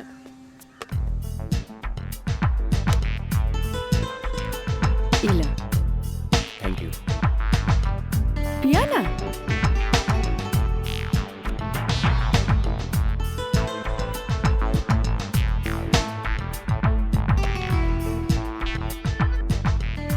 काजल आज तोरा के यहाँ देख के बहुत अच्छा लगा था। और एक बार बताई, पिछले 4 साल में कौनो ऐसा दिन ना गुजरल, कौनो ऐसा पल ना गुजरल जिसमें तुके याद ना कैलो। अच्छा कुछ छोड़ा, ये बताओ कि आज हमार किससे याद है? पहले हम अपन अतीत से लड़त रही, लेकिन अब हमरा लागता कि हमें सेटल हो जाए के चाहिए। बाकी तो ही बा कि के अपना ही हमरा के। अगर तुके प्रॉब्लम ना होके तो हम तोहरा के अपनाए। लेकिन हम गरीब हैं। अरे तो हम कौन अमीर बानी? हम तो गरीब बानी। हम और तू चाहिए तो अमीर हो सकत हैं। वो कैसे? हमार साथ दे के। जिंदगी भर साथ दे। ऐसे ना, प्रॉमिस करा। प्रॉमिस। चला। चला। हाँ।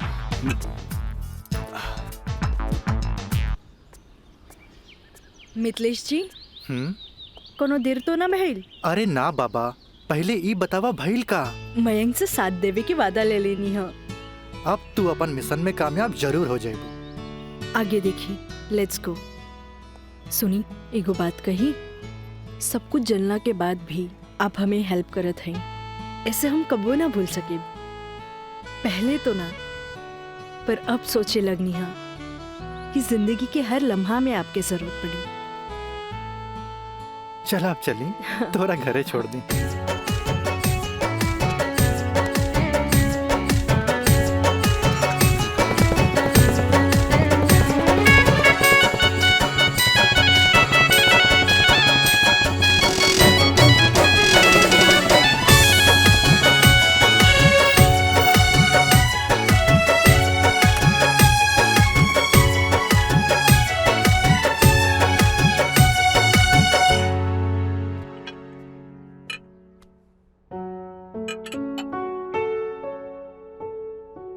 सुनी, एगो बात कही, सब कुछ जलना के बाद भी आप हमें हेल्प करत हैं, ऐसे हम कबो ना भूल सके। पहले तो ना, पर अब सोचे लगनी हा कि जिंदगी के हर लम्हा में आपके जरूरत पड़ी। खाना लगा दी? ना भोला, आज तक ऐसा ही पेट भरल है। आज ना खाई बपने? ना। ठीक बा।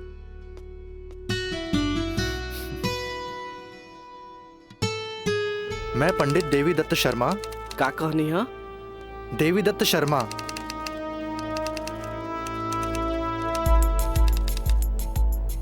सत्रह मई के भाईल। अच्छा भैया तनी जल्दी करी, देर होता। दी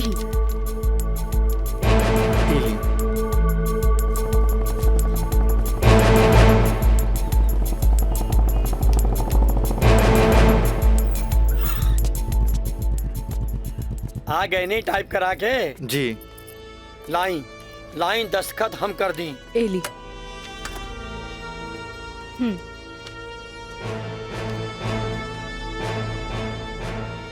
जय गणेश। ई कामता हो गई। अब बैंक के दस्तखत लेवे के पड़ी। वो आप हमरा पे छोड़ दी, वो हम ले ले। ठीक है।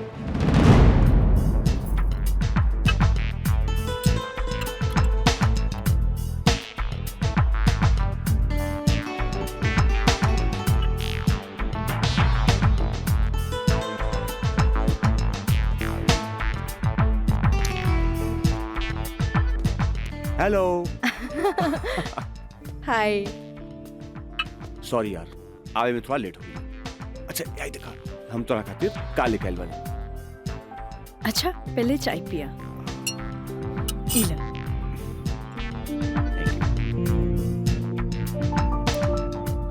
अंगूठी सोना के? हाँ। वो है इतना हल्का? मन तरह की हीरा के लेके आई थी, लेकिन का करी, पैसा का तंगी। अच्छा ई बतावा, खुशहाल जिंदगी जिए खातिर तोहरा कितना पैसा चाहिए? 20 लाख। अगर हम तोहरा पूरी 50 लाख दी तो कैसन रही? वैसे ही रही। समझ ला, अनार की आंख मिल गई। तो चला फटाफट ई पेपर पे साइन कर दे। अरे पढ़ा मत, यही से हमनी करोड़पति बन जाए। हाँ, हाँ ल। ठीक है। डॉलर भी कदम तो गिरब तो हर बहिया में ना।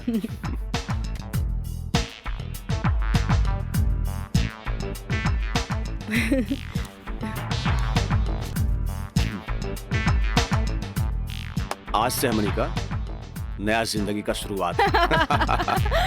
Romantic romantic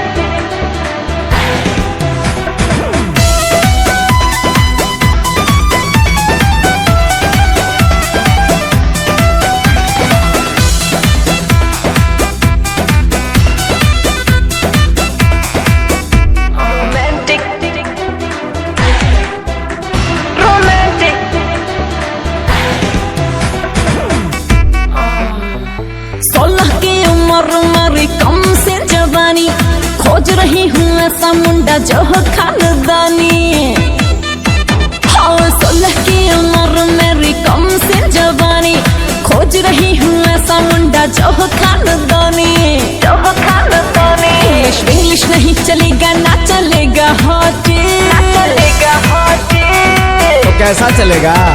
romantic romantic romantic romantic मर्द से करूंगी मैं शादी, तभी तो साले साले बढ़ेगा आबादी। रोमांटिक मर्द से करूंगी मैं शादी। मीना, मंजू, रेखा, कस्तूरी के डांस देख के कुछ समझ में आयल? अरे सरकार के देख के बाजार बदल जाला, बाजार के देख के साहूकार बदल जाला, आ घोड़ा के देख के सवार बदल जाला, शिकारी के देख के शिकार बदल जाला। ऐसे ही मेहमानों के बदले पे सत्कार कभी बदल देवे के चाहिए। अरे पहले के जमाना कुछ और रहे कि मर्द नाजो आदा पर लुट जात रहे, लेकिन अब जमाना बदल चुकल बा। आज के जमाना के मर्द सबके कमर तोड़ नाच पसंद आवेला। जितने कमर हिलेबू और सीना झटकेबू मर्द उतने जल्द तोहार दीवाना हो जाए। दिखाओ करके। अरे ऐसे ना, ये देखो। कस्तूरी बाई, कस्तूरी बाई। चाहे नसीब चाहे नसीब तक लिया। बहुत दिन बाद तशरीफ लेनी राजा बाबू। भला ऐसे भी केहू केकरो भूल जाला। आए बैठो।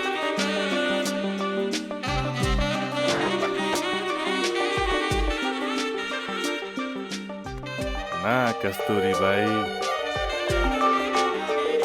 हम भुलाइल नहीं की।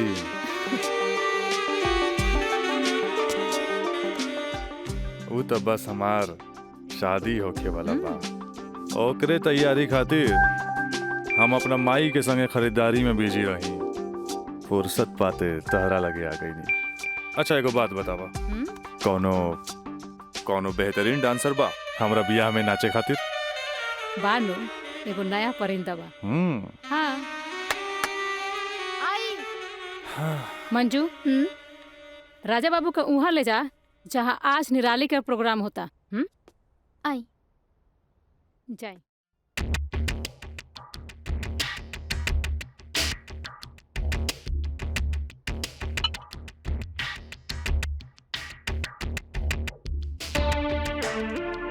कस्तूरी, तहार निराली हमरा बहुत पसंद आई। पसंद तो आ गल राजा बाबू, लेकिन ओकर रेट तनिक कड़क बा। पूरा 5 लाख लेतिया। लाख 2 लाख तो हम तहरा पे ऐसे ही उड़ा दिला। तब 5 लाख कौन बड़का चीज बा? ओकरा से कह दिया हमारे बियाह में अगर उ कमर तोड़ नाच करी ना, हम ओकरा सोना ना जराओ हीरा के अंगूठी देव, उहो अपना तरफ से। और बाकी के रिश्तेदार जे ओकरा पैसा दी हैं वो अलग बात। एक कस्तूरी, हीरा के अंगूठी केहू ऐसे ही ना देवेला। अच्छा, तो ऊ रवा दिलो दिमाग में इतना घुस गइल बिया। अच्छा एगो काम कर, तनी हेने लावा, हमरे तरफ से ई ला। हाँ डैडी, का बात बा? तू जहाँ बाड़ा जल्दी से चल आवा। ठीक बा, हम अभी आओ तानी। बड़ा कमजोर बराउर ये ना मुराद इश्क, ऐसे उतारा के जाम लहले बगैर चल देनी। हाँ कस्तूरी भाई, डैडी के कुछ जरूरी काम आ गइल बा, से जाए के पड़ी। ठीक बा, अब डैडी के फोन आइल ह ते में हम का बोली। चला तनी, बाय।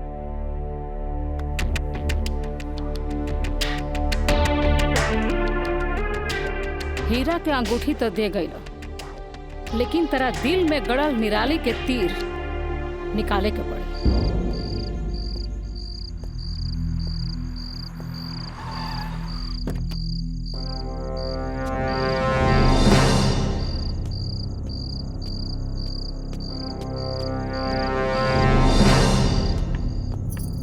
क्या बात बा डैडी, इतना अर्जेंट में क्या बोलेनी हमरा के? राजा, हाई हम का देखा तानी? कौन लेखी बिया काजल? अपना मुंह में करखा लगावे खातिर ओकरा से बियाह कर लेला और फिर ओकरा वही छोड़ के भागीला। अब वो अपना हक मांगतिया। बाबूजी, हम ऐसा कौनो लड़की के नहीं जानत। ए माई माई माई, देखा था इसको कैसे झूठा इल्जाम लगावता हमरा ऊपर ही। राउर का दिमाग खराब हो गइल बा। अरे जे हमरे लड़किया के ऊपर लांछन लगावत बानी। हमार दिमाग नहीं के खराब भाई। हाई देखा, हाई कोर्ट से नोटिस आइल बा। भगवाने बचावा शिखर के। लागत कि जगदम्बिका पाल के नाक कटिए के रही। केस नंबर 5078, काजल सिन्हा वल्द स्वर्गीय अखिलेश प्रसाद सिन्हा व राजा सिंह वल्द जगदम्बिका सिंह।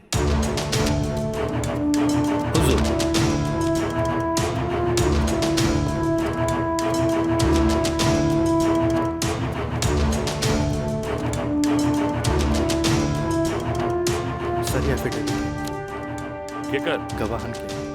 अच्छा ठीक है, चल बेटा। मिलॉर्ड, असल में ये एक अमीर आदमी के प्रताड़ित करे वाला केस है। साथ में पढ़े वाला 2 बालिक दोस्त के आपन मर्जी से हम बिस्तर होए के केस। I object milord. हमार फाजिल दोस्त एकदम बेकार का बात कर रहल बड़न।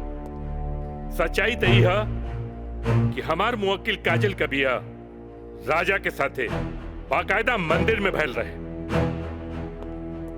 और यह 2 गवाहन के एफिडेविट। एगो राजा का सबसे खास दोस्त मयंक और दूसर बियाह कराए वाला पंडित। आप देख ली। 4 साल बाद हमार फाजिल दोस्त के मुवक्किल कहाँ रहले? सच्चाई तो ई बा जज साहब कि हमार मुवक्किल राजा के शादी रोक के रुपया ऐठे के एगो षड्यंत्र बा। षड्यंत्र। शादी? कैसन शादी? अरे राजा का शादी तो पहले ही हो चुकल बा। अगर दोबारा शादी भइल ना तो तोहार मुवक्किल जेल जाई, जेल। बस जज साहब बस। हमू इनका से यही पूछा तानी कि आखिर ये किस्सा 4 साल बाद ही काहे उठावल गई, बताई? हम बतावा तानी जज साहब।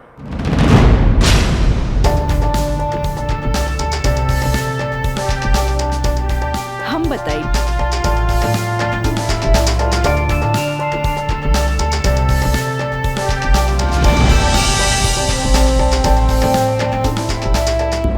मिलॉर्ड, हम चाहे कि ये केस हम खुद लड़ी। ई रहल हमार बार ऑफ अटॉर्नी के रजिस्ट्रेशन।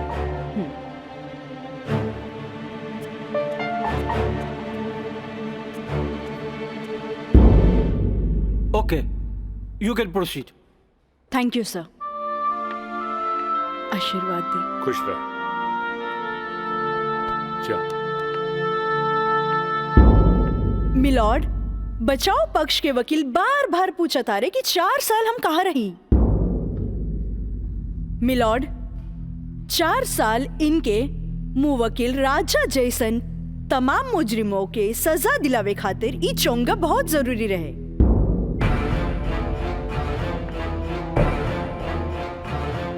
मिस्टर हैदर काज़मी साहब, अब समझ में आयल कि 4 साल हम कहाँ रही कि और डिटेल बतावे के पड़ी। तो मिलॉर्ड, हम केस के स्टडी खातिर हमरा के कुछ समय चाहिए। हाँ, कोर्ट इंस्ट्रक्ट करती है कि राजा की शादी रोक दी जाए जब तक कोर्ट का फैसला ना हो जाए। बचाव पक्ष के वकील की रिक्वेस्ट पर यह कोर्ट मुअत्तिल की जाती है।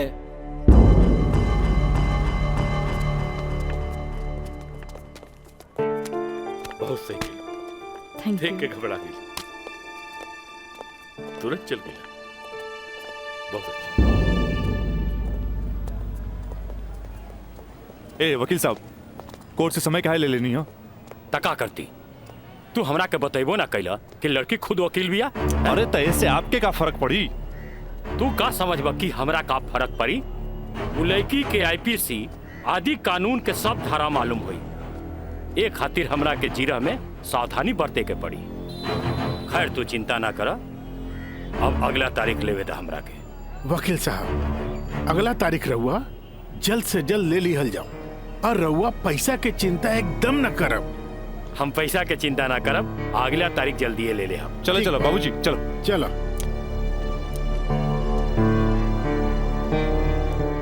हेलो, हाँ, अब फिक्र करे के बात नहीं के। अरे तहार काम हो जाई, हम समझ गए नहीं, एकदम में समझ गए नहीं। हाँ,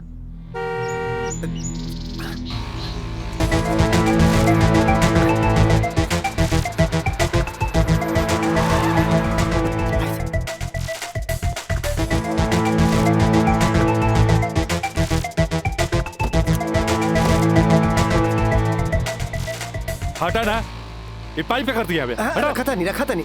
हाँ,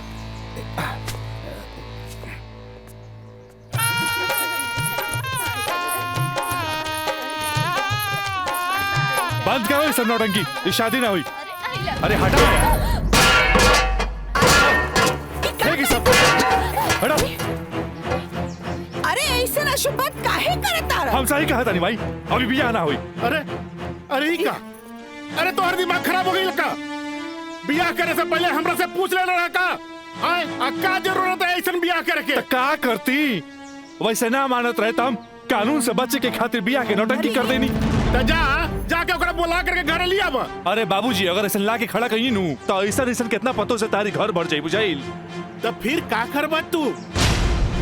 अब हम देखे हमरा का करे के बा। बहुत हो गई बहुत हो गई। देखा देख रहा लू ना तू एकर दिमाग चल गई बा।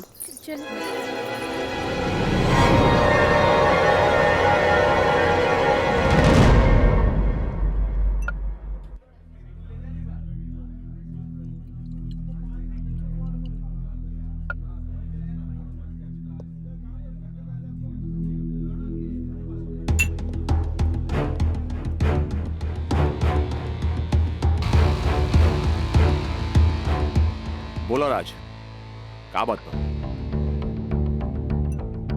पहले पेक तब भी बहुत दिन का बाद मिलल बा।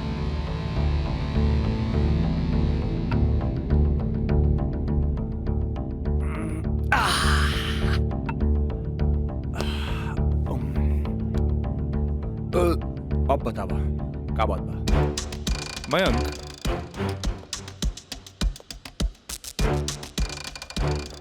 भाई तोरा अपन बयान बदले के पड़ी। एफिडेविट के बाद भी? दोस्ती खातिर।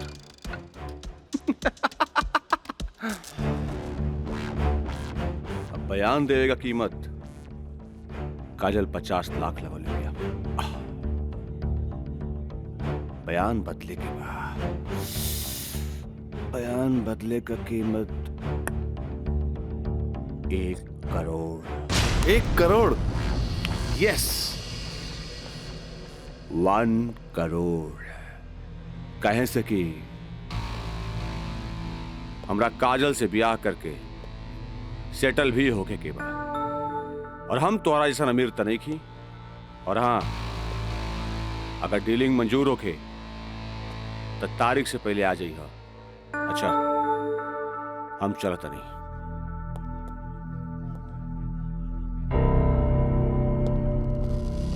हमार बिल्ली हमरे से म्याऊं।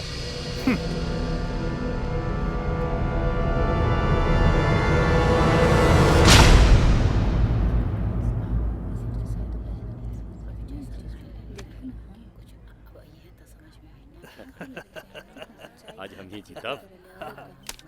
केस बहुत बढ़िया बा। Order order. बचाव पक्ष अपनी बात रख सकते हैं। योर ऑनर, बचाव पक्ष के हमार मुवक्किल राजा के हम कटघरा में बुलावल चाहब। ओके यू कैन।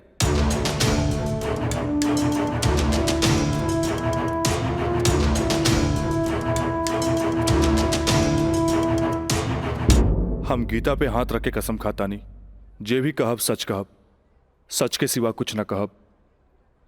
हाँ तो मिस्टर राजा, आप अपन बचाव में का कहल चाहते नहीं? जज साहब, हम ये बात माना तानी कि हम और काजल कॉलेज के दिन से एक दूसरा के चाहता नहीं। अपना अपना मर्जी से हम दोनों भाग के शादी भी मंदिर में कर लेनी। होटल के बिल और शादी के खर्चा कुछ ज्यादा हो गए रहे, यही से हमरा घर वापस आए के पड़ल। पर जज साहब, हमार इरादा बिल्कुल नेक रहे।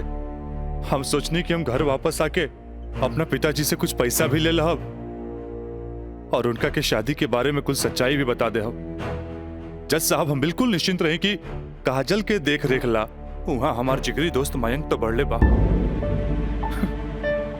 पर जज साहब, जब हम वापस लौट के गई था वहां के नजारा देख के तो हमार होशे उड़ गई।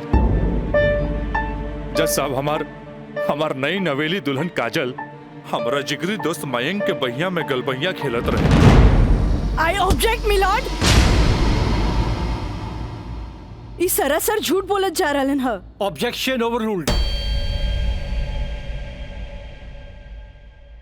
मिस्टर राज, आप अपना बयान जारी रखिए।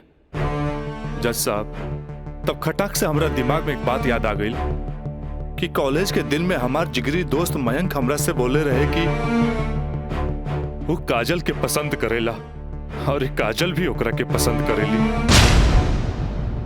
पर जज साहब, हम सीधा साधा आदमी हो मेरा तो एकरा देवर और भाभी के मजाक के रिश्ता समझ लेनी। लेकिन जज साहब ई सरासर झूठ बोलने जा रहल बारन। I object milord. हमार दरख्वास्त बा वकील साहिबा से कि इनका जे कुछ भी कहे के बा बुलैला पे कटघरे में आके कही है।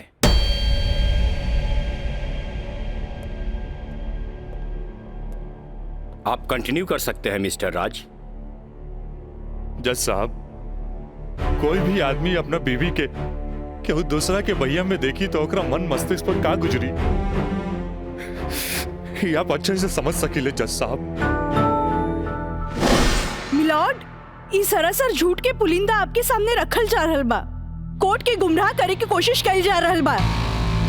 तया पानी ना कोर्ट के सही रास्ता दिखावे वाली। अरे घबराई ना, जल्दी ही रहुओ के बयान देवे के समय मिली।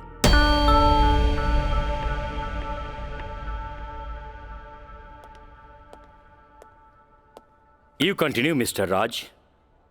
जज साहब, समय के साथ साथ हम तो अपना आप के समझा लेनी और एक बुरा सपना समझ के हम सब कुछ भूल के काजल के अपनावे खातिर भी तैयार रही। हम आज भी काजल के अपन धर्म पत्नी मानी ले, अपन धर्म पत्नी मानी ले हम काजल के। That's all, my lord। हम चाहत कि वकील साहिबा काजल सिन्हा के कटघरे में बुलावल जाए, वो भी वकील के तौर पर ना, मुद्दई के तौर पर। इजाजत है।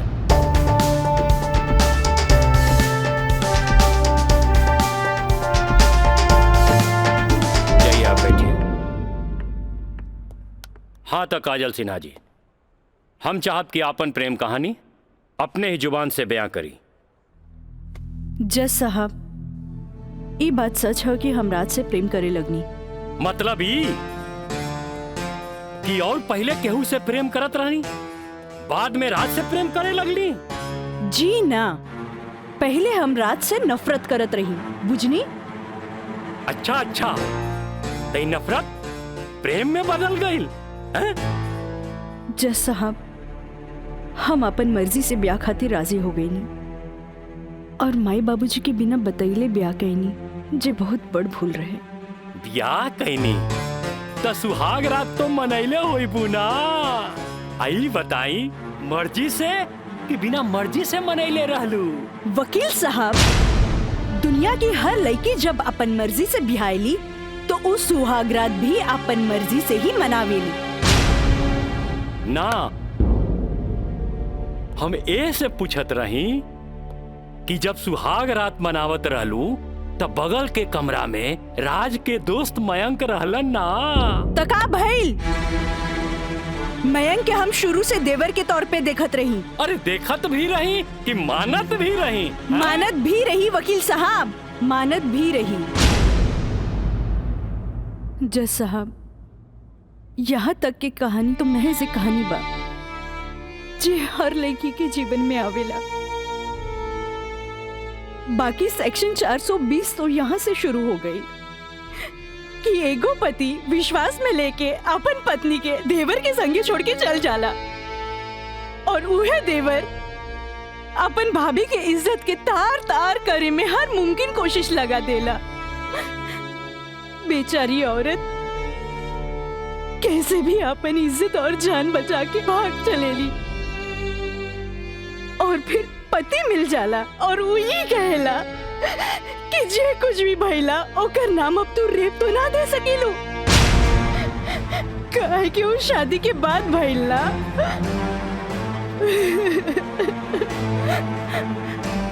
और रहल बात शादी के, तो तू सो कॉल देवर से कर सकेलू, काहे के ओकरा हमार झूठन खाए के आदत है। जज साहब, हमार सगरो अरमान चूर चूर कर दिहल गइल। हमरा कुछ समझ में ना आयल, आखिर हम करी तो का करी। हम परिवार से मजबूर हो गए नी जज साहब। हमरा जुट्टन बना देल गए। हम जुट्टन हो गई नी। हम जुट्टन हो गई। मिलॉर्ड, अब इनका मेलो ड्रामा झूठ हो या साच, इससे साफ जाहिर होला ई जूठन कहां बारी। जबकि हमार मुवक्किल मिलॉर्ड एक झूठा सपना समझ के इनका के अपनावे खातिर तैयार बा। इतना ही ना मिलॉर्ड, हमार मुवक्किल के पिताजी जगदम्बिका पाल जी एक लिखित बयान में मिलॉर्ड इनका के बहू बनावे खातिर तैयार बाड़े। इले काजल, जबकि राज, उसके परिवार और यहाँ तक कि उसके पिता भी तुम्हें एक्सेप्ट करने के लिए राजी है, फिर तुम्हें क्या प्रॉब्लम है?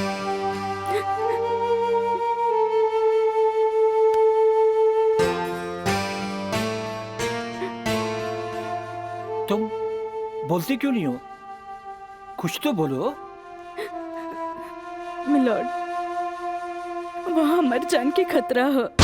वाह मिलॉर्ड वाह, जौन परिवार के जिला जवान में रिस्पेक्ट बा, जौन परिवार पर आज तक कोनो क्रिमिनल केस नहीं थे, आ वो परिवार के साथ इनकर जान के खतरा बा। Now picture is very clear milord. जज साहब, हम वकील साहब से ई पूछे के चाहतानी, जब इनकर मुंह वकील और उनकर पूरा परिवार वो लड़की के एक्सेप्ट करे के रेडी बा, तब उनकर घर में दूसर शादी की तैयारी काहे चलत रहे? हमरा त लागता कि ई लोग कानून के अंधा समझ के ओके बेवकूफ बनावे चलल बा। आज के लिए कोर्ट मुअत्तल की जाती है। The court is adjourned for further dates.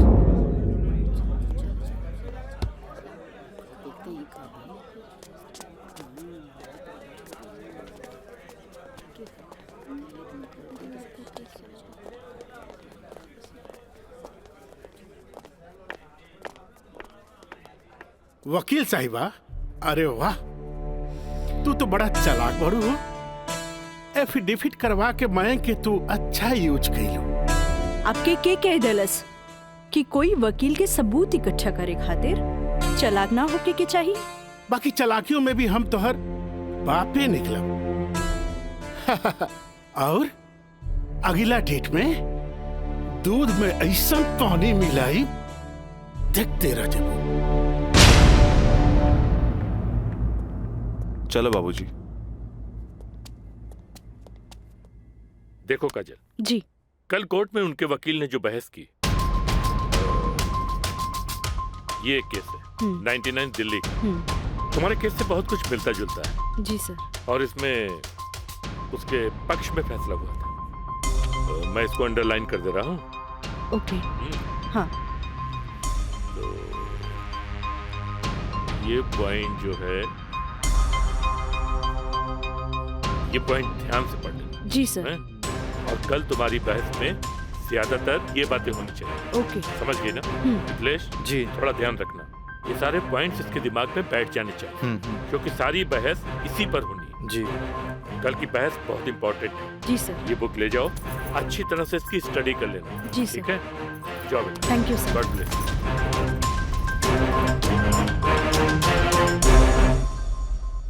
आँख कहेली कि एक नया इंसान देख ले, लेकिन दिल कहेला कि ना।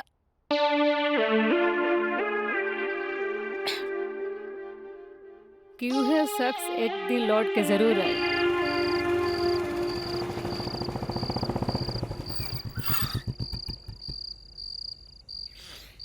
जफाव ने मारा, वफाव ने मारा।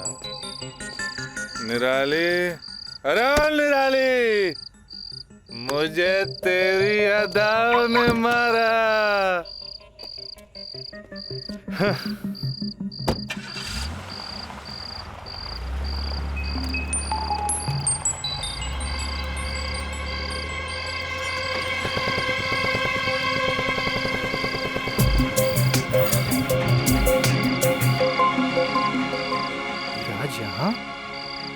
प्रोस्टिट्यूट एरिया में?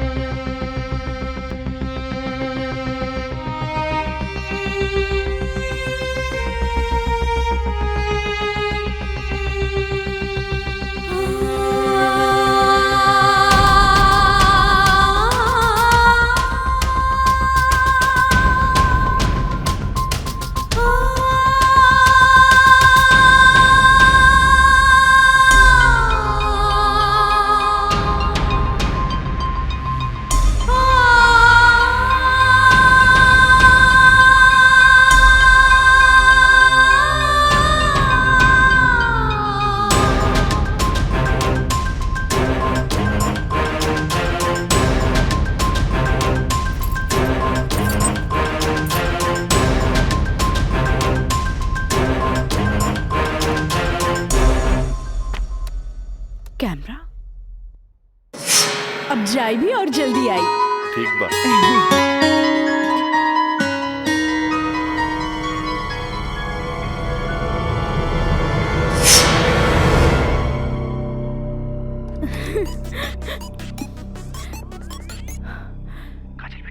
हाँ काका, काजल बोला तानी। काजल बिटिया काम हो गई। काम हो गई काका? जल्दी से 3 कोनवा पर आ जा। ठीक है काका, अब तानी। का बात है? केहू देखत तो नहीं खे। इला तार दिहल कैमरा और ई रहल कैमरा के चिप बिटिया। हे भगवान, बहुत बचपुचा के आइल बानी ताकि केहू के शक ना हो। थैंक यू काका। अरे रिका बिटिया, देखा बिटिया, भगवान के घर में देर होला, अंधेर नहीं खे, और भगवान तारा बहुते कामयाबी दी हैं। अच्छा बिटिया जी। अच्छा बिटिया, हम जाता हैं। ठीक बा।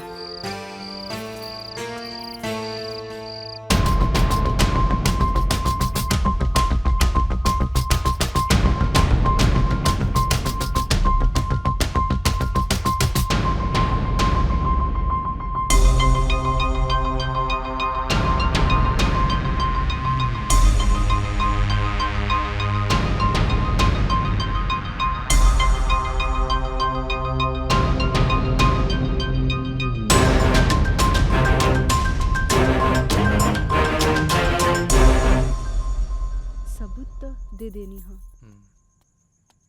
बाकी सर आ गए।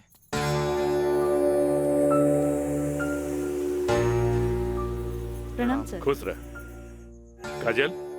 वो लोग समझ ले रहन की तमाशा होई, बाकी तू चुप रह के बाजिए पलट देलू हैं।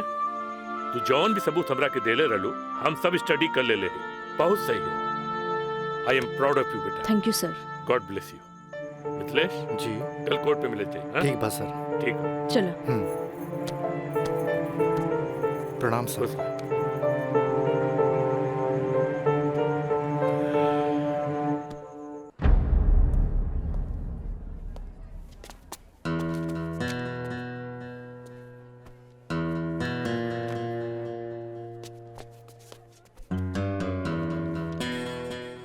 अदालत की कार्रवाई शुरू की जाए। जा बेटा। मिलॉर्ड, असल में ई केस एगो अय्याश अमीर आदमी के अय्याशी के केस है। साथ में पढ़े वाली छात्रा के अपन अय्याशी के जाल में फंसा के ओकर असमत से खेले के केस है। I object milord. हमार वकील साहिबा के शायद दिमाग खराब हो गई बा जी। हमार मुवक्किल पर बेबुनियाद घटिया इल्जाम लगा रहल बाड़ी। मिलॉर्ड, जेकरा ई घटिया और बेबुनियाद इल्जाम कहतारे ओकर बुनियाद हा। हम चाहे कि इनकर मुवक्किल राजा के कटघरे में बुलावल जाए। इजाजत है।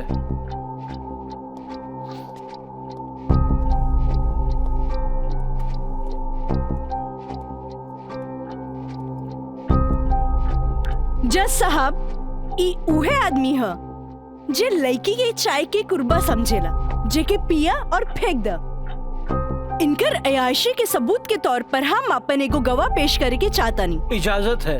Thank you.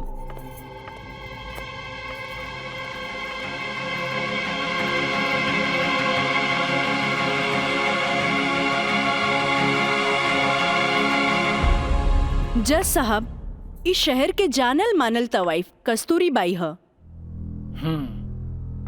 हाँ तो कस्तूरी बाई, ई जे सामने कटघरा में खड़ा बाड़न, का आप इनकरा के पहचाने ली? अरे इनकरा के कैसे ना पहचाने, ई तो हमार पुराना ग्राहक राजा हवन। Good, thank you. अब जा सकेनी। हाँ तो जज साहब। I object milord. हमार वकील साहिबा हमार पर्सनल क्लाइंट के केस के रुख के बदलल चाहता रही। आखिर केस के ई बात से का वास्ता? वास्ता हा जज साहब, वास्ता हा। जॉन परिवार के रिस्पेक्ट के गुणगान हमार वकील साहब करत आ रहल बारन, ऊ परिवार के एक लौता बेटा के चरित्र से वास्ता कैसे ना रही? बताइए जज साहब। अब हम अपन अगला गवाह राजा के कॉलेज के प्रिंसिपल एनके गॉड के पेश करे के चाहता नहीं। इजाजत है। Thank you. प्रिंसिपल श्री एनके गौड़ हाजिर हो।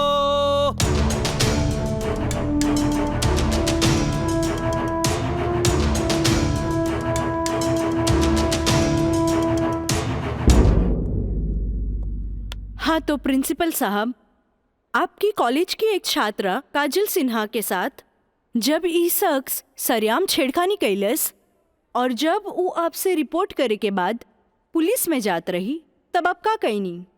हम ओकरा के पुलिस में जाए से रोकनी और राज के हिदायत देनी कि आपन आदत से ऊ बाज आवे, काहे कि हम ना चाहत रही कि रसूखदार परिवार पर कोई आँच आवे। Thank you. नोट किया जाए मिलॉर्ड।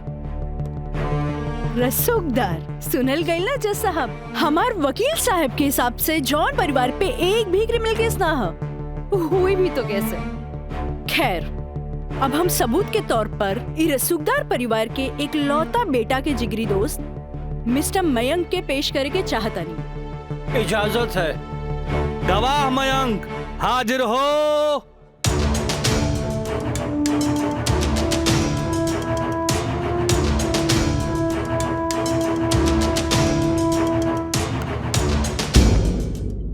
हाँ तो जज साहब। जज साहब, हमार वकील साहिबा खामोखा अदालत के वक्त के बर्बाद कर रहल बाड़ी और उस सवाल के जवाब देवल नहीं की चाहत जेमे बियाहता के पति और पति के पूरा परिवार बियाहता के रखे खातिर तैयार बा। तही बात में कौन जान के खतरा बा? बियाहता ई शख्स उहे आदमी बाड़न जेकर मदद से शादी जैसन पवित्र बंधन के आड़ में कानून के धोखा देवे के साजिश रचल गई, जेकर रचयिता बाड़े मिस्टर राजा और साथ देवे वाला बाड़े मिस्टर मयंक। हाँ तो मिस्टर मयंक, तू अपन जुबान से ही उस सो कॉल्ड शादी के आंखों देखा हाल बतावा। वैसे मिलॉर्ड, सबूत के तौर पर हम अदालत में एगो वीडियो क्लिप पेश करे के चाहतन। थैंक यू सर।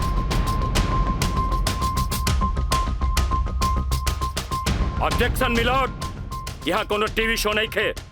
अखामोखा वकील साहिबा हमनी के और अदालत के वक्त के बर्बाद कर रहल बाड़ी।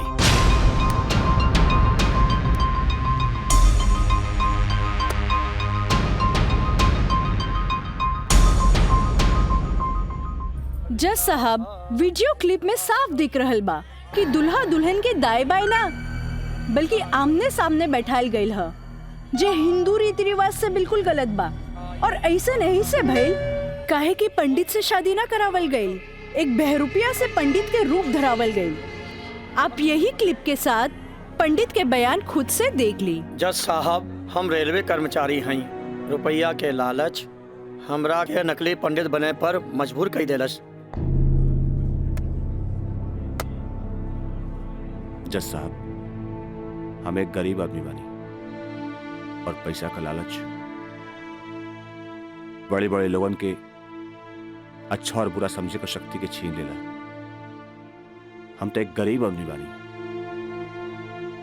दोस्त के कहला पर हम एगो भलता आदमी के पुजारी बना के इन लोग का ब्याह करवा देली। आखिर हम भी क्या करती? जज साहब, काजल की खूबसूरती का हम दीवाना हो गई और काजल के पावे खातिर हम समाज और कानून के हर सीमा के भी लांग गईली। हाँ तो जज साहब, हमार दूसरा वीडियो क्लिप देखी जे ई साबित कर दी कि धारा 420 से शुरू हो करके धारा 376, 375, 362, 361, 120B के ऊ लड़की के साथ अंजाम दिल गल बा। और जज साहब लगे हाथ हमार दूसरा वीडियो क्लिप भी देख ली प्लीज।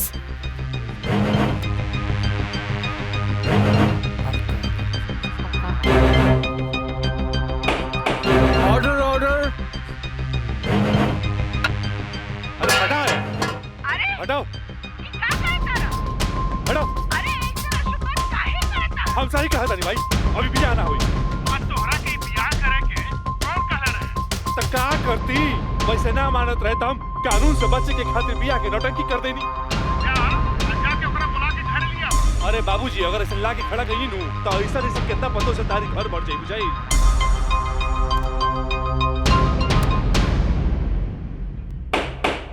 Order order. सारे गवाह और बयानात को मद्देनजर रखते हुए अदालत इस नतीजे पे पहुंची है कि मुजरिम का मकसद पहले से ही धोखाधड़ी से कहीं आगे था, क्योंकि उसका मकसद उस लड़की को धोखा ही नहीं देना था बल्कि उसके साथ शारीरिक संबंध स्थापित करना था। और यह भी साबित होता है कि मुलजिम ने बलात्कार को शादीशुदा जिंदगी को एक व्यवहारिक रूप देकर कानून को धोखा देने की कोशिश की है। इसलिए अदालत धारा 420 से बढ़कर इसे 376 एक रेप केस करार करती है और साथ ही महंग को इस अवैध कार्य में साथ देने के लिए धारा 120B को अदालत मुकर्रर करती है। धारा 376 के तहत मुलजिम राजा सिंह को 9 साल एवं उसके साथी महंग को धारा 120B के तहत 4 साल बामुशक्कत कारावास की सजा देती है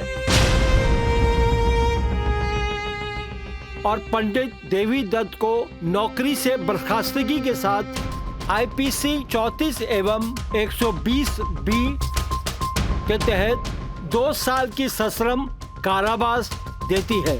और अदालत जगदम्बिका पाल सिंह जैसे हर अमीर बाप को यह हिदायत देती है कि पुत्र के मुंह से उनके उल्टे सीधे कारनामों में बेटों का साथ न दें। और इन्हीं फैसलों के साथ अदालत आज बर्खास्त की जाती है। Thank you.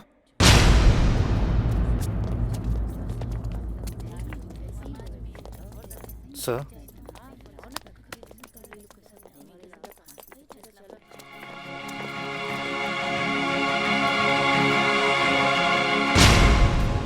ए बेटा, हम तोरा बिना हम कैसे जियब रे? ए बाबूजी, हम आज बात जान गए नहीं कि झूठ कितना भी ताकतवर क्यों ना होके सच के आगे हमेशा छोट पड़ जाला। एक औरत अगर अपना आदमी के बना सकेली तो वह औरत अपना आदमी के बर्बाद भी कर सकेली। बाबूजी, हम कबो औरत जात की इज्जत ना कईनी, उनका के अपना पाव के जूती समझनी, पर हम भूल गए रहनी की जन धन दौलत पे हम इतना घमंड करे ले। बाबूजी, वो तो एगो लक्ष्मी के रूप है। बाबूजी, हमारी गलती माफी के लायक तो नहीं खे, पर हो सके तो हमरा के माफ कर दे। ए बेटा, तुहारी पश्चाताप के आंसू में तुहार पाप सब धुल जाई रे। चलिए इंस्पेक्टर साहब।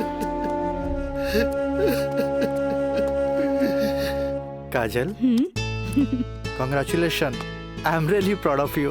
कॉन्ग्रेचुलेशन तो हमरा के बोले के चाहिए, काहे कि जीत हमरा लिए अकेले पॉसिबल ना रहे जी आप हमार साथ ना देती। Good, I am really proud of you Kajal. Thank you sir. अब बिटिया बसबुला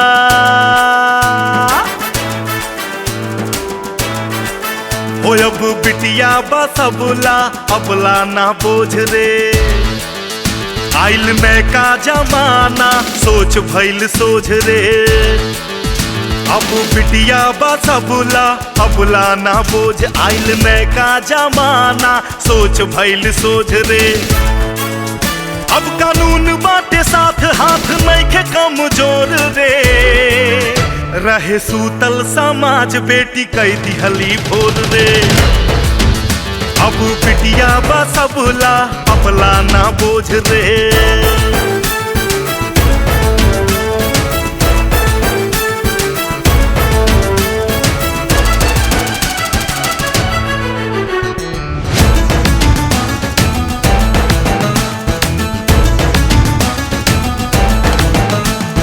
मान अभिमान बा, बेटी गुमान बा, जिंदगी के जंग में ही बेटवा समान बा। अभिमान अभिमान बा, बेटी गुमान बा, जिंदगी के जंग में ही बेटवा समान बा। बिटिया के तरकस में हिम्मत के बान बा, बाबूजी के बाछी ता छुअत आसमान बा। कायल बा दुनिया बा बुनिया के ओझ के, इता बड़बड़ करना मानू करा ताटे रोज रे। अब बिटिया बसबुला, अबला ना बोझ रे।